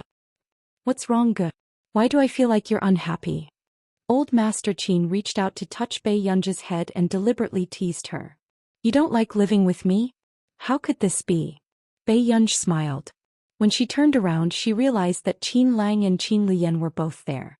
Seeing that Old Master Qin was staring at her, Bei Yunj narrowed her eyes and said, Big brother, third brother. The moment she finished speaking, Qin Liyan and Qin Lang were also stunned. The atmosphere inexplicably fell into a chill. Was Gur willing to call them that just now? Suddenly, Qin Lang understood why Qin Yu had sent so many red packets just because she called him second brother. Chapter 426. Qin Liyan did not seem to be affected. He responded calmly and sat on the sofa. Qin Lang's heart was beating wildly and he could not suppress the corners of his lips. Do you want to take a look at your room first? I'll go alone. With that said, Qin Yu had already taken the initiative to carry Bei Yunj's luggage upstairs. Seeing this, Bei Yunj could not say anything else and only followed Qin Yu upstairs. Qin Lang, who was trying his best to suppress his emotions, sat on the sofa and could not help but take out his phone. He scrolled through his WeChat moments and liked them crazily. At the same time, it attracted the doubts of his WeChat moments. Brother Lang, did your account get hacked? Brother Lang, why are you liking our opponent's player? The coach has already gone to get the knife. C. Brother Lang, don't scare me. I just heard 2 days ago that you don't like women. Now you're liking my WeChat moments. No way, no way. Dog Qin, are you crazy? I was King hit by a car. Why are you liking it? Qin Lang was in a good mood. He ignored those people who were spewing nonsense and flipped through the list happily. However, he also noticed with his sharp eyes that Qin Liyan kept sending red packets in the Qin Corporation's management group. Qin Lang looked up at Qin Liyan, who had a cold and composed expression. He was indeed different on the inside. Upstairs. The moment Bei Yunj pushed open the door, she saw a pink decoration. What's wrong, Gur? Why are you standing there? Do you like it a lot? Second brother and your third brother specially arranged it. After Qin Yu put Bei Yunj's luggage in, he said happily. This was the pink princess room that he and Qin Lang had spent a lot of effort to design. Bei Yunj was speechless. Although she did not hate pink, it was difficult for her to fall asleep with such a strong visual impact. Bei Yunj thought for a moment and asked tactfully, Are there any other rooms? What's wrong? Gur doesn't like it? Qin Yu asked instinctively, staring at her unblinkingly. Bei Yunj's eyes flashed. I'm fine. You rest first. When it's time for dinner, I'll call you upstairs. All right. After watching Qin Yu go downstairs, Bei Yunj walked to the other side of the long corridor. She pushed open the door of the guest room. After making sure that no one was staying, she put her things in. However, Bei Yunj did not notice that the guest room seemed to have just been cleaned. At night, Bei Yunj accompanied Old Master Qin for dinner. Other than Old Master Qin, there were also Qin Liyan and the other two at home. It looked very lively. But for some reason Bei Yunj still felt a sense of loss. Is the food at home not to your liking? Why do you seem to be eating so little? Old Master Qin asked worriedly. After Bei Yunj came back to her senses, she picked up more food and said, No. Seeing this, Old Master Qin didn't say anything else, but looking at his granddaughter, his heart was like a mirror. If it wasn't because the food wasn't good, then it was because the person he wanted to see wasn't here. After going upstairs, Bei Yunj was flipping through her book as usual, but her phone was not on silent mode. Soon her phone rang. In less than 3 seconds, Bei Yunj picked up her phone and answered the call. Who knew? It was Delaney's voice from the other end. Miss Pei isn't busy? Delaney was flattered. He did not expect Bei Yunj to answer the call so quickly. Chapter 427. What's the matter? Bei Yunj asked. Actually, it's not a big deal. Delaney chuckled. I'm going to Yunqing in half a month too. Why don't we arrange a time to go out for a meal? Bei Yunj said, I don't have time. I have to prepare for the monthly exam. Delaney was speechless. Was there a more perfunctory reason than this? Will you take a look at the professional league on the maps of the gods? Delaney asked carefully. This was Bei Yunj's third brother's competition after all. He should be there, right? I don't have time. Bei Yunj still used the same words. Delaney was speechless. Was the Qin family cutting ties with Bei Yunj? All right then.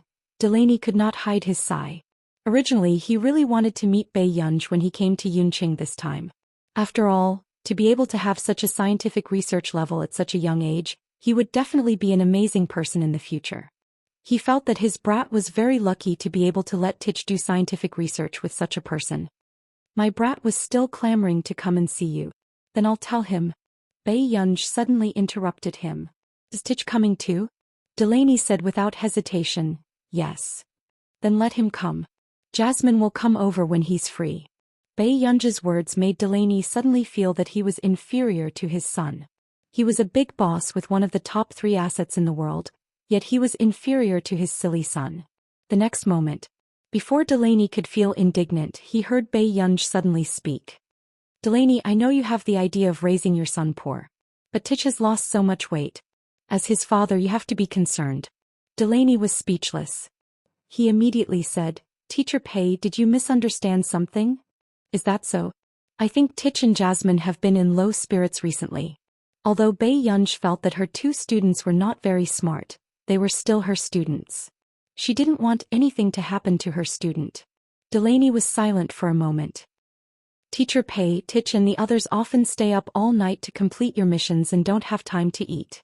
That's why. They're not in good spirits. It wasn't because they didn't have enough money to eat. Bei Yunj. Back then she had considered that Tich and Jasmine were slow in grasping the content, so she had given them very few missions. Did I arrange a lot? Bei Yunj couldn't help but ask.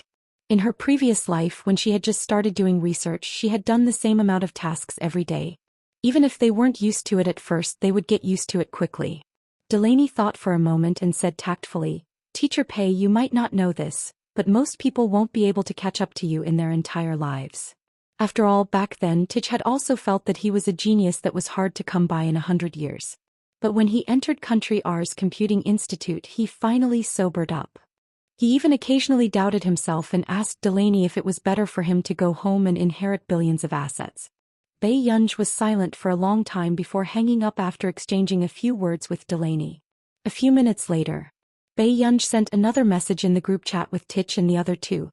Tomorrow's class will be changed to Sunday. There's no rush to send it to my email.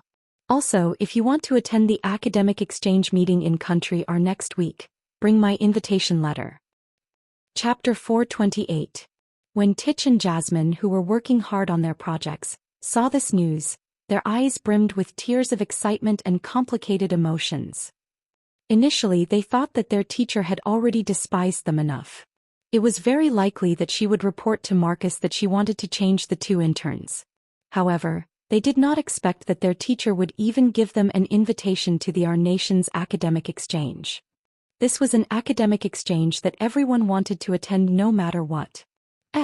Where did our teacher get an invitation to the Our Nation's academic exchange?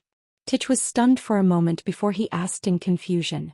Only those at the top of the academic circle could have an invitation to the academic exchange. Although their teacher was indeed amazing, she did not have any stable scientific research results in the industry. At this moment, Marcus, who was engrossed in his project, suddenly looked up. Oh, I forgot to tell you. Bisaka has specially invited your teacher to watch the award ceremony. I heard from the judges that your teacher's project was done too late and couldn't make it in time for this year's Bisaka award. Therefore they invited your teacher to watch the venue first and wait for the next one. Titch and Jasmine. Was there such a thing? This was the KZ Busaka Award, the highest award in the computing field. Marcus smiled as if he could see their shock. He said leisurely, "That's more like it. You two brats don't drag her down too much." As for the invitation to our nation's academic exchange, they had probably heard about Busaka and were deliberately trying to curry favor with Bei Yunj. After all, to the public, was still a very unfamiliar existence. Every year, our nation would invite the top researchers to speak at the conference. Naturally, they would want to build a good relationship with Bei Yunj. They hoped that if there was a chance in the future, Bei Yunj would give them some face. Marcus could not help but snort. These two hotheads still did not know what level of thigh they had cozied up to. Are we really dragging Teacher Pei down? After Titch was done being agitated, he seemed to have thought of something and his expression darkened. Marcus was very honest. Yes. Wonderful book, right? Titch and Jasmine. Then, before Jasmine could finish, he was interrupted by Marcus.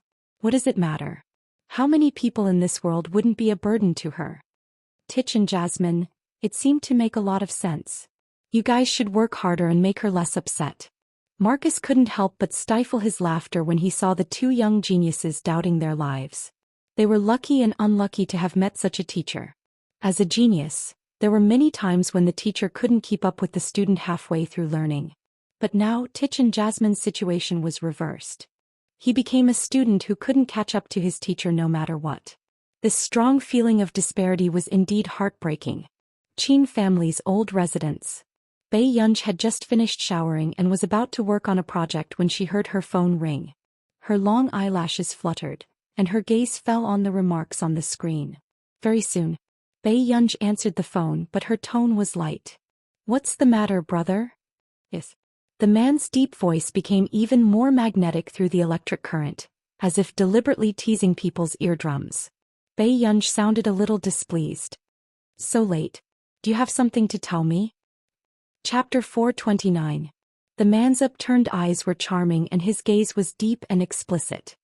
His posture was light and lazy and the corners of his lips curled up into a smile that made people blush and their hearts race. He held a cigarette casually between his fingers as he leaned lazily against the railing of the balcony. His voice was low and hoarse. I can't sleep." Bei Yunj was silent for a moment. "Why can't you sleep?" This man could not take good care of himself when he was working. "I'm afraid that the little girl will have no conscience and forget about me in 2 days." Bei Yunj was speechless. His words made it sound as if she had abandoned him after having sex with him. Before Bei Yunj could finish speaking, she heard the man drag his voice and say slowly, "Brother is alone at home and can't wait for our Yunyun to call to say goodnight." His deep and magnetic voice seemed to ring in her ear. His laughter was very sexy and his tone was frivolous and ambiguous. "Have I served you for nothing, Yunyun?" The moment he finished speaking, Bei Yunj felt as if her ears had been scalded and her temperature rose rapidly. She almost threw her phone away. What was wrong with this man recently?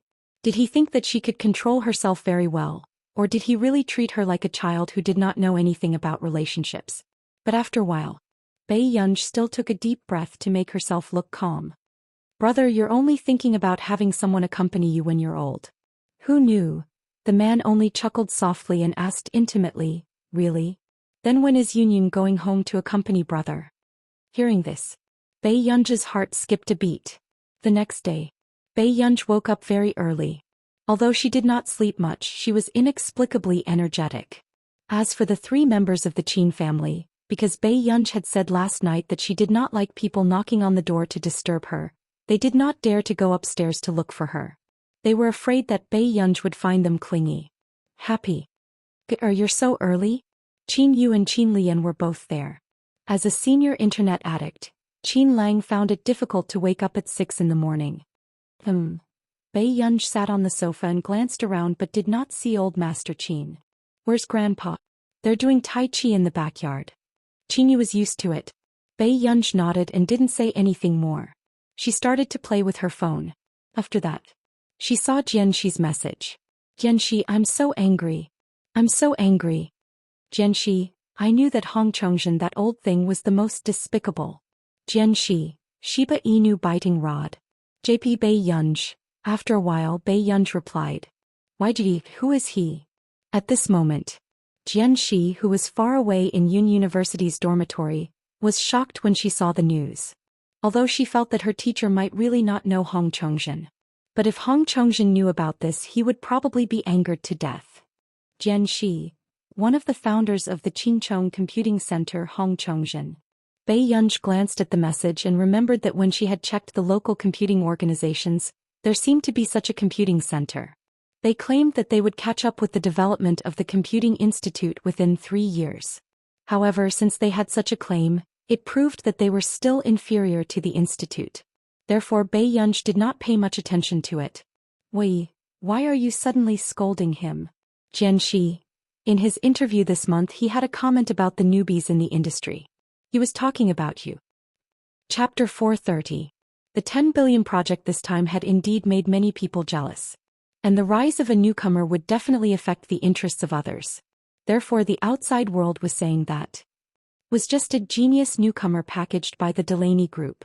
Hong Chongjin even took the lead in condemning people like her. Such opportunistic and powerless people would only tarnish the scientific research community. Bei Yunj finished searching for the relevant reports and chuckled in surprise. After all, in her previous life, Bei Yunj had Meng Liang as her mother, and her career in the scientific research community had always been smooth. In the eyes of others, Bei Yunj was born at the finish line.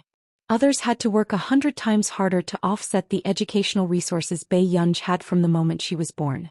However, what made people feel even more unreasonable was that the person who had this kind of educational resources was a genuine genius.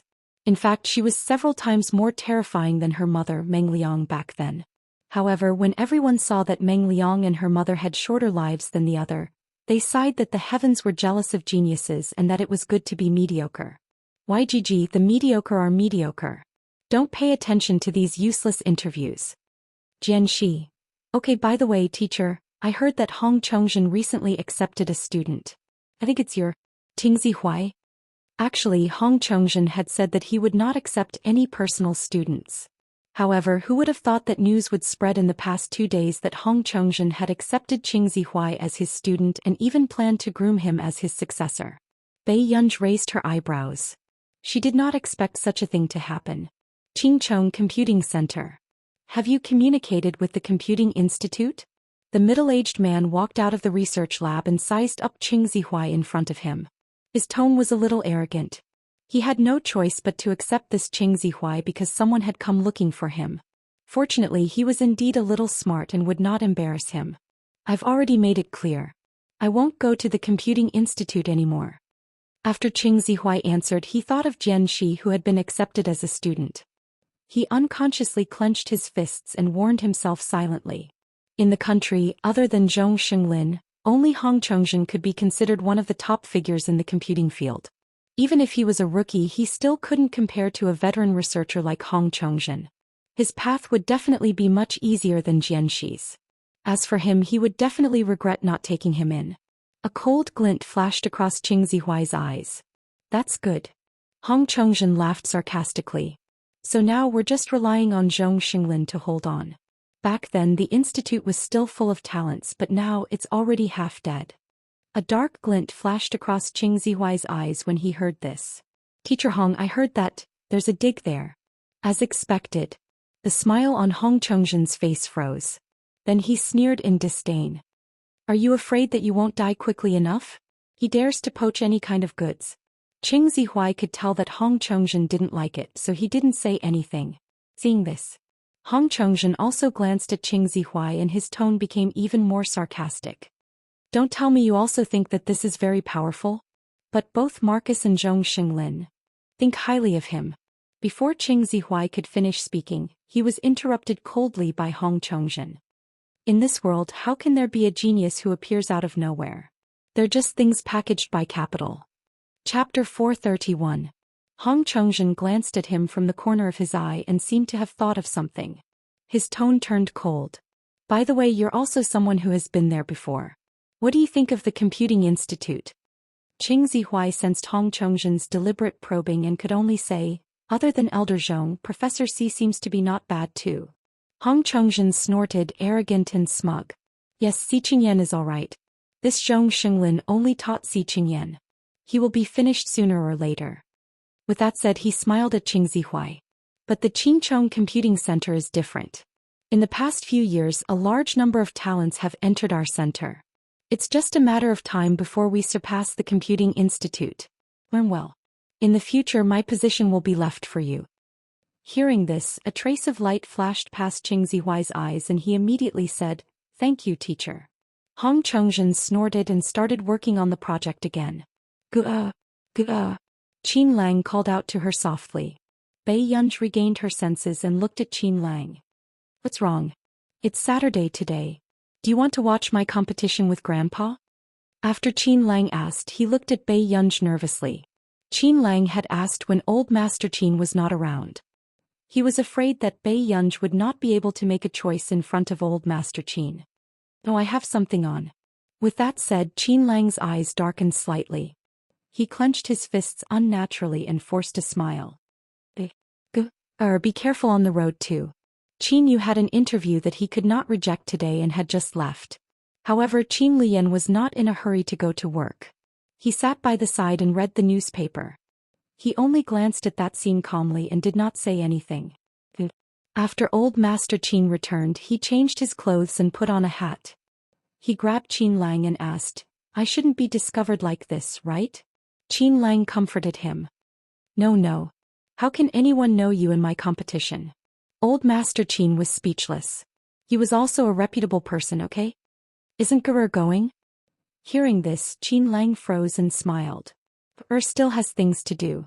Don't stick to your granddaughter all day long. Brat, who am I doing this for? Old Master Qin slapped the back of Qin Lang's head and said angrily with an unhappy expression. None of his 3 grandsons were close to his precious granddaughter.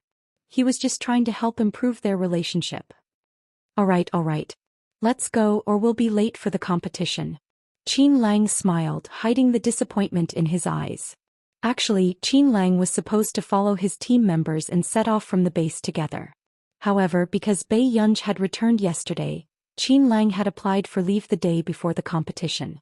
However, not long after the two set off, Bei Yunj took her laptop from upstairs and was about to go to the Computing Institute when she found 2 entry tickets on the coffee table. Bei Yunj, were they planning to buy 2 folding chairs and squat outside to watch? Actually, Qin Lang didn't have to worry. He could enter with his face. What she was afraid of was that Qin Lang would walk backstage and the old master would only realize that he didn't have a ticket when he entered the front door. Thinking of this, Bei Yunj subconsciously pressed the space between her eyebrows and glanced at Qin Lian, who was about to leave. What's wrong, Ge? Qin Lian saw that Bei Yunj had something on and took the initiative to ask. Nothing. Bei Yunj thought for a moment, then went upstairs to put her laptop back and went out with the 2 tickets. According to the address on the tickets, Bei Yunj arrived at the venue in about half an hour. Chapter 432. Bei Yunj walked to the door and realized that this competition was indeed quite popular. The moment she looked up, she saw that most of the support on the field was for Qin Lang and his team. In fact, Bei Yunj could not find old Master Qin for a while. Soon Bei Yunj called old Master Qin. Although the environment was a little noisy. "Grandpa, did you go in?" "Are you talking about the competition venue?" "I went in." Grandpa realized that he didn't bring a ticket on the way, so he went backstage first. "All right, that's good." With that said, Bei Yunj was about to hang up when she heard old Master Qin ask. Where are you?" Old Master Qin was stunned. When he heard the commotion on Bei Yunj's side, he could not help but ask, "Did you bring Grandpa a ticket?" "I didn't." Before Bei Yunj could finish speaking, a girl beside her screamed excitedly, "Aw, Qin Lang." Bei Yunj changed her words. "I haven't gone in yet." "Good. Come backstage to find Grandpa. Grandpa doesn't know how to go to the audience seats alone." Hearing this, Bei Yunj answered without thinking. After hanging up the call, she glanced around and found that the screen in the sports square was playing the photos of the previous champions of the Maps of the Gods. Qin Lang was the face of Country A that appeared the most. From his cold and arrogant eyes to the occasional trace of high spirits, there was light in his eyes. This reminded Bei Yunj of the Qin Lang in her dream. Where did the glow in his eyes come from? There was only a lifeless look in his eyes. Especially after the original owner died, Qin Lang did not go to the club to be a coach anymore. Instead he went to some mines to be a miner. In the end, in a dangerous accident, Qin Lang chose to give up his life for the high compensation. It was only after Qin Lang died that Qin Luyan and Qin Yu found out that after the original owner passed away, the beneficiaries of Qin Lang's death had been changed to them. However, the two brothers did not collect Qin Lang's death compensation. On the 7th day after Qin Lang's death, the Qin family was completely destroyed. Pei Yunj hid the darkness in her eyes as she scrolled through another number and called him. Miss Pei, how did you find the time to call me? The president of EG Corporation Vic almost stood up in excitement when he received Pei Yunj's call. Can I enter the competition venue on the maps of the gods? Pei Yunj thought for a moment and added, backstage. Sure. Wake thought of the hacker movie he watched last time, and his imagination suddenly went wild. Would it be faster for you to hack into the security system? Pei Yunj. No wonder he was Delaney's cousin. This was the first time she had heard such a request. Pei Yunj smiled patiently and said, if you like, I'll try to hack into your headquarters tonight. I don't have my laptop with me right now. Can I trouble you to help me? Wake suddenly sobered up and immediately declined. No, you'd better do your own thing. A few minutes later, when Pei Yunj walked to the backstage entrance, she saw an elite in a suit with a gold-plated admission card in his hand. Excuse me, are you Miss Pei? The young man sized up Pei Yunj in surprise. He did not expect the news from the headquarters that the person they wanted to receive with the highest treatment would be a young girl. Pei Yunj answered. Hearing this, the young man handed the entrance card to Pei Yunj. This is for you. What is this? Chapter 433. Pei Yunj held it in her hand. She didn't think that an ordinary backstage employee card could be made so exquisitely. This is the identity card that the headquarters said they would prepare for you. In the future, you can use this card to enter and exit any place under EG Corporation.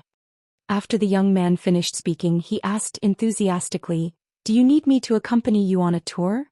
No need, I'm here to look for someone. Thank you. After Pei Yunj took the card, she went in to look for Old Master Qin. In the long corridor, Old Master Qin was stunned when he saw Pei Yunj enter. How did you get in?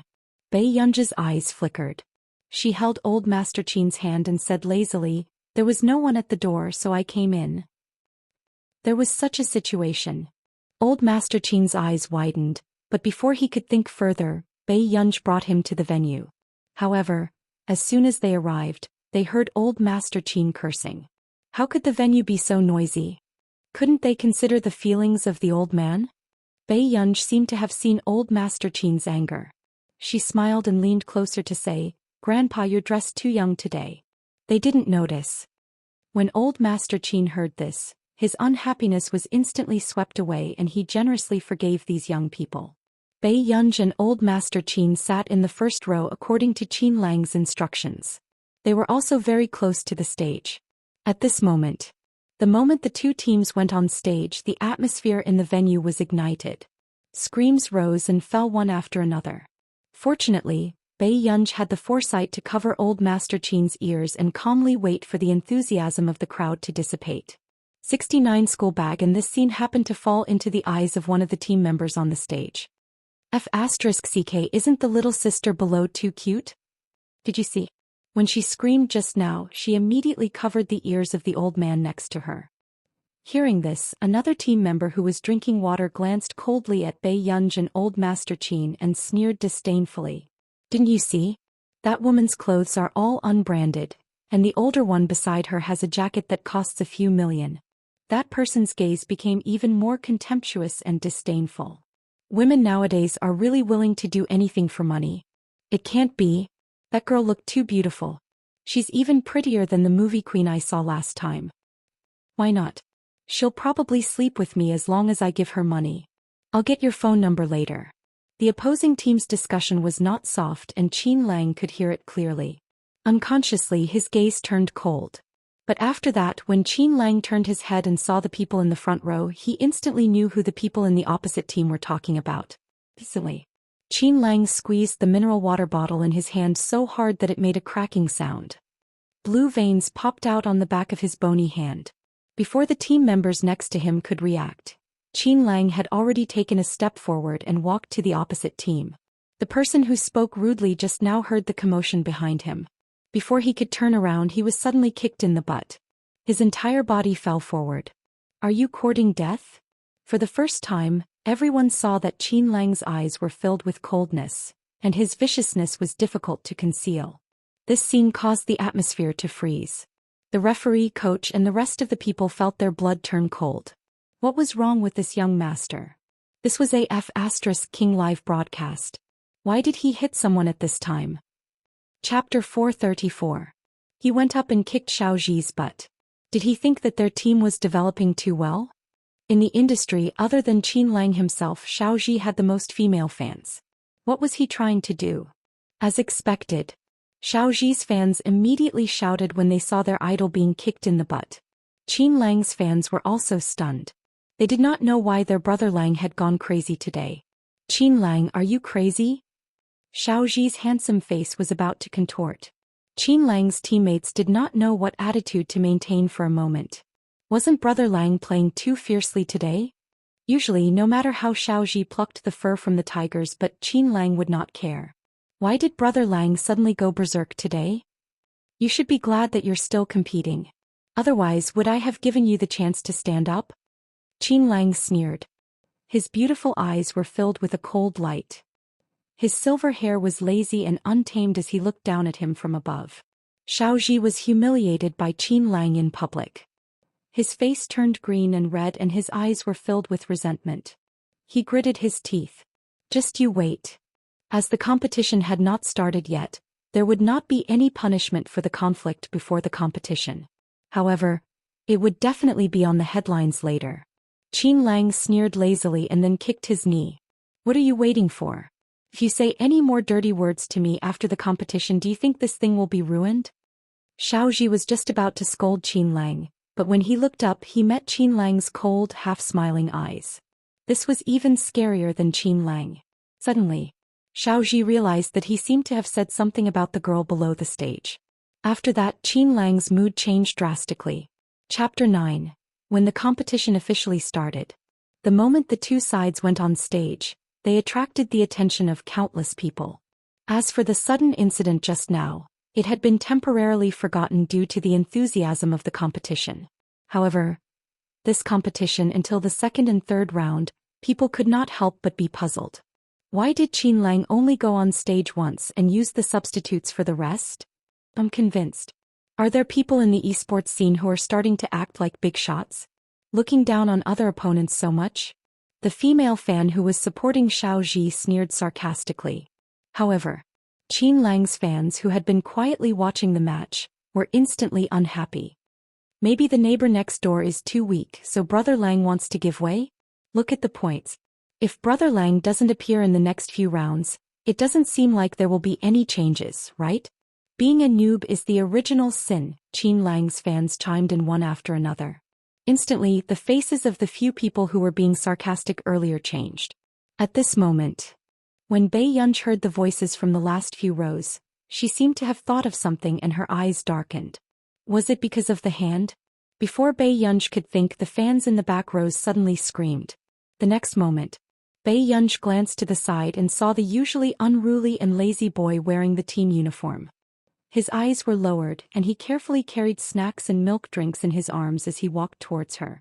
Qin Lang, who had always been the image of an arrogant young master in everyone's hearts, was actually able to form a relationship with an explosive boyfriend at this moment. It even made people want to touch his signature silver hair and furry head. Ah, why do I feel like brother Lang is flirting with me today? Chapter 435. But in the next second, everyone saw Qin Lang slowly bend down on one knee in front of a young girl and place the snacks and drinks in her arms. Qin Lang unconsciously touched the back of his neck lazily and chuckled softly. His youthful eyes curved and he inadvertently revealed a careless ruffian look. Third brother couldn't go out at the moment, so I searched for some backstage for you. Old Master Qin, who was only handed a bottle of iced red tea, was speechless. The fans below the stage were about to explode. This was the reason why you didn't compete well. Did you not want your girlfriend fans anymore? Announcing your relationship on the spot? Bei Yunj looked at Qin Lang's hand and nodded. Enough, thank you. After hesitating for a moment, she added, third brother. Hearing this, Qin Lang raised the corners of his eyes and the light in his eyes deepened. The corners of his lips curled up and he squatted lazily in front of Bei Yunj. He reached out and patted her head. You're welcome.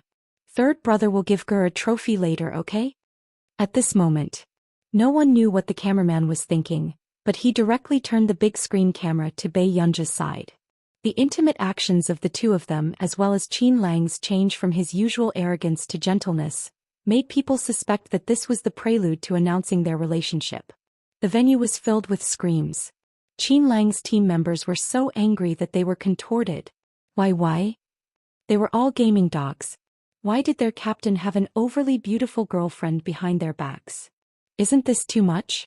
We were playing a competition up there, but he disappeared after one round. Or did he go down to take care of his girlfriend? Don't you think what's even more King outrageous is that those snacks are mine? They're mine. A fat boy roared sadly. It was too hurtful. Captain usually said that he should eat less to prevent himself from getting high when he was old. But what about him? He blatantly took his snacks and gave them to his girlfriend. Was he still considered human? When everyone heard this, they took a closer look and realized that the snacks they brought were already lying quietly on Bei Yunj's lap. The team members looked disgusted. C Qin dog die. Wait, don't you think that girl looks familiar? It can't be. You can also meet such a beautiful sister? In a dream? The team member restrained his urge to beat him up and said with a fake smile, I think she's Brother Lang's sister. Immediately, everyone on the stage quieted down and stared blankly at Bei Yunj below the stage. They suddenly understood why Qin Lang doted on his sister so much. Isn't my sister a little too pretty? Damn, he's so good looking. Isn't his looks too amazing? How did the captain's family grow up? Isn't she too beautiful? The men stared blankly at Bei Yunj, unable to say anything nice. He could only say that she was beautiful. In the fourth round, Qin Lang went up again and widened the gap between the two teams. The audience cheered joyfully. During the intermission, Xiao Ji and the others were still discussing. Captain, I've received some news. One of the team members looked around cautiously and said to Xiao Ji, something seems to have happened to Qin Lang's hand. My friend saw him go for a checkup. Do you know what happened? A glint flashed across Xiao Ji's eyes as he asked. The doctor is too tight-lipped, so we can't dig out any information. But look, he didn't even dare to compete today. There must be something wrong. Chapter 436. When Xiao Ji heard this, he didn't say anything. But his heart was restless. If Qin Lang really had a problem with his hand, then Qin Lang's team would lose its backbone. And he would have the chance to lead his team to become the #1 team in the country. Thinking of this, Xiao Ji subconsciously suppressed his excitement and tried to keep himself rational. Let's wait and see. Qin Lang just got off the stage for that girl. When Xiao Ji said this, the members subconsciously looked at Bei Yunj and thought of the scene just now. This was indeed not in line with Qin Lang's usual character. Just as the atmosphere was silent, Xiao Ji looked up and happened to catch a glimpse of Bei Yunj walking into the backstage. A strange light flashed across his eyes as he watched Bei Yunj walk inside. He just patted his team member's shoulder. You go back first. I know how to deal with this matter. After that, Xiao Ji caught up with Bei Yunj's back. The disdain and sarcasm in his eyes grew stronger. He really didn't expect that this woman would dare to sneak backstage. However, at this moment Xiao Ji had already made up his mind. Since Qin Lang cared so much about this girl, what if he touched her? With Qin Lang's care for this girl, he would definitely want to end the competition as soon as possible and find trouble with him. In the next round, Qin Lang would definitely play personally. But if Qin Lang was injured, where did he get the courage to continue playing personally? The smile on Xiao Ji's face became even more obvious. If Qin Lang was really injured, then he was also looking forward to the day when Qin Lang would get out of the esports scene. Thinking of this, Xiao Ji had already followed Bei Yunj to the elevator on the first floor. After seeing Bei Yunj enter, Xiao Ji immediately followed her into the elevator. At this moment, Bei Yunj glanced at Xiao Ji indifferently. Her red lips curled up, but there was no smile in her eyes. She casually pressed the fourth floor. As for Xiao Ji, after looking at the number of floors that Bei Yunj pressed, he also chuckled. The fourth floor is the management level. Miss, do you know someone from the management level? Bei Yunj didn't even look at him. She just waited quietly. They reached the fourth floor. However, as soon as the elevator door opened, Xiao Ji quickly stopped Bei Yunj. Miss, are you not going to give me any face? Xiao Ji's gloomy eyes stared at her as he laughed. Sir, are you not going to move aside? There was no emotion in Bei Yunj's tone, but there was a hint of impatience in his half-smile. How long have you known Qin Lang? Qin Lang hasn't had a woman by his side for so many years. Today he's trying to please you in public. Xiao Ji stared at her, afraid that he would miss any expression. However, does Qin Lang know that you know anyone in the management team? Seeing the elevator door close again, Bei Yunj snorted. Her leisurely tone was filled with a terrifying coldness. Don't you understand human language? Xiao Ji's eyes suddenly darkened. He looked at Bei Yunj in front of him and suddenly smiled. You are indeed qualified to hook up with Qin Lang, but you don't have to focus only on Qin Lang. My fans in the industry aren't much less than Qin Lang's. He has the Qin family behind him and I have the Xiao family behind me.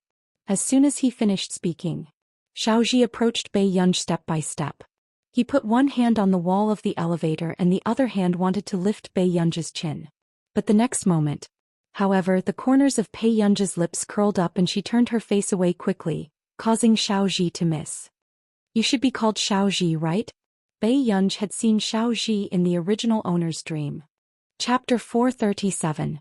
Xiao Ji. The person who later replaced Qin Lang's position. Another time he deliberately made things difficult for the original owner in front of Qin Lang. He was beaten up by Qin Lang and was also admitted to the hospital. And later, Qin Lang's leg was almost broken by the Xiao family. You know me. Xiao Ji was in a good mood when he heard this. He thought that his popularity was not much worse than Qin Lang's. Yes. Bei Yunj's eyes curved. Just like in her previous life, the original owner introduced herself to Xiao Ji and repeated word by word. I'm Qin Lang's sister, Bei Yunj. What was different was, Bei Yunj's eyes were filled with coldness that was hard to detect. And Xiao Ji was not like in her previous life, who led a group of people to mock her and deliberately embarrassed her in public. Her pupils constricted and she gritted her teeth. You're his sister? Xiao Ji sneered. Isn't that even easier? I want to see if Qin Lang will go crazy when his sister is raped by the enemy. Hearing this, unlike ordinary people, Bei Yunj did not show any panic in this claustrophobic and quiet elevator. Instead, the corners of her lips curled up. Hey, don't worry about others first. Bei Yunj slowly lifted her long hair, bit the rubber band on her wrist and tied it up easily. There are still 10 minutes to the competition, right? When Xiao Ji heard this and saw Bei Yunj's posture, he could not help but laugh sarcastically. Did this woman think that she could beat him with her thin arms and legs? Ridiculous. I advise you to be sensible. You don't want to be watched by others what we do in the elevator, do you? Xiao Ji deliberately threatened and then reached out to touch Bei Yunj. But in the next moment, before Xiao Ji could react, Bei Yunj suddenly kicked him in the abdomen. Ah! In the elevator, an unbearable cry of pain sounded. The veins on Xiao Ji's forehead popped out. His expression was painful and cold sweat broke out. What's the point of doing it in the elevator? The girl suddenly laughed. Her lazy and clear voice sounded very flirtatious, but at this moment when it fell into the man's ears, it made his heart turn cold. You. Xiao Ji's heart gradually filled with fear. But before he could say anything, he saw Bei Yunj open the elevator door. Shortly after, before Xiao Ji could react, Bei Yunj grabbed him by the back of his collar and dragged him towards the door. Xiao Ji was choked so tightly that he couldn't breathe. His whole face was red, but no matter how hard he struggled, he couldn't break free from Bei Yunj's hands. She was easily dragged away by Bei Yunj. Cough cough. Cough. Xiao Ji opened his mouth with great difficulty. His throat tightened again and he coughed violently. After that, just as Xiao Ji felt that he was about to lose consciousness, Bei Yunj suddenly threw him down. The two of them went to the sink in the public restroom. Xiao Ji had long been traumatized by this girl. What are you trying to do? Didn't you tell me to be tactful? Bei Yunji chuckled unhurriedly and walked towards Xiaoji. When Xiaoji saw this, his heart almost jumped to his throat. He almost didn't hesitate to shout, "Help, help!" But soon, Bei Yunji grabbed him by the collar with one hand, pressed him to the side of the mop basin and turned the faucet to the maximum. Xiaoji wanted to call for help, but when he opened his mouth he drank a few mouthfuls of water and choked. The person behind him held his neck and didn't give him any chance to move at all. Until Xiaoji was about to die. Chapter 438. Only then did the hand behind his back loosen. At this moment, Xiaoji fell to the ground from the edge of the mop basin. He was drenched and in a sorry state. Unconsciously he heard Bei Yunji's soft laughter. He looked up and saw her standing by the sink, washing her hands slowly. "Your father is involved in the CT project, right? As his son, shouldn't you remind him not to mess with the Qin family?" Bei Yunji's words rang out slowly, but inexplicably, they sent a chill down his spine. How did Bei Yunji know about this? In fact, this project was a collaboration between the Qin family and other companies over the past 5 years. However, the Xiao family and the Qin family had always been at odds. The Xiao family had long planned to bring down the Qin family. Therefore, they were prepared to take advantage of this collaboration with the Qin family and interfere with the project. They wanted the Qin family to fall completely and never be able to rise again. Before Xiaoji could feel guilty, Bei Yunji had already walked up to him. She lazily sprinkled the wet water on Xiaoji's head and smiled condescendingly. "Otherwise, the next person to lie in your position will be him." As soon as she finished speaking, Bei Yunji's cell phone rang in her pocket. She pulled out a tissue, wiped her hands dry and took out her cell phone. It was the person in charge of the competition that she had just met. Bei Yunji saw this and glanced at Xiaoji. In an instant Xiaoji's scalp went numb and he didn't dare to say a word. Bei Yunji saw this scene, sneered softly and walked out of the door. Coincidentally, at this moment the young man she had just met Bei Yunji in the corridor. "Miss Pei." The person in charge was a little surprised. He adjusted his glasses and said, "I didn't expect you to be here. I just passed by and didn't seem to find you." "Yes, I was followed by a strange man just now. So I went to the washroom." Hearing this, Kato, the person in charge, suddenly became nervous. "What? Here? Someone actually dared to follow backstage. Wasn't that too presumptuous?" "Yes, he's still in the washroom. If you have time, why don't you take care of it?" Bei Yunji nodded and smiled. This made the person in charge feel a little strange, but after thinking about it, Bei Yunji would not lie to him. He immediately called the security guard over and got someone to call the police. "Miss Pei, if you encounter such a situation again, it's better to call the police," the person in charge reminded. "Yes, thank you." Bei Yunji changed the topic and asked, "So, why did you ask me to come here?" "Yes, that's right." The person in charge smiled gently. "The headquarters are asking if you are free. The founder of EG Group, Mr. Vic, wants to meet you during the next competition." When he said this, the person in charge was also very surprised. He did not expect Bei Yunji to know the big boss of their headquarters. "No, I won't come next time." Bei Yunji refused without any hesitation. The manager's smile froze. "Then what are you doing this time? Who would have thought that there would be a day when their big boss would be rejected?" "My family came to watch the competition and forgot to bring the tickets."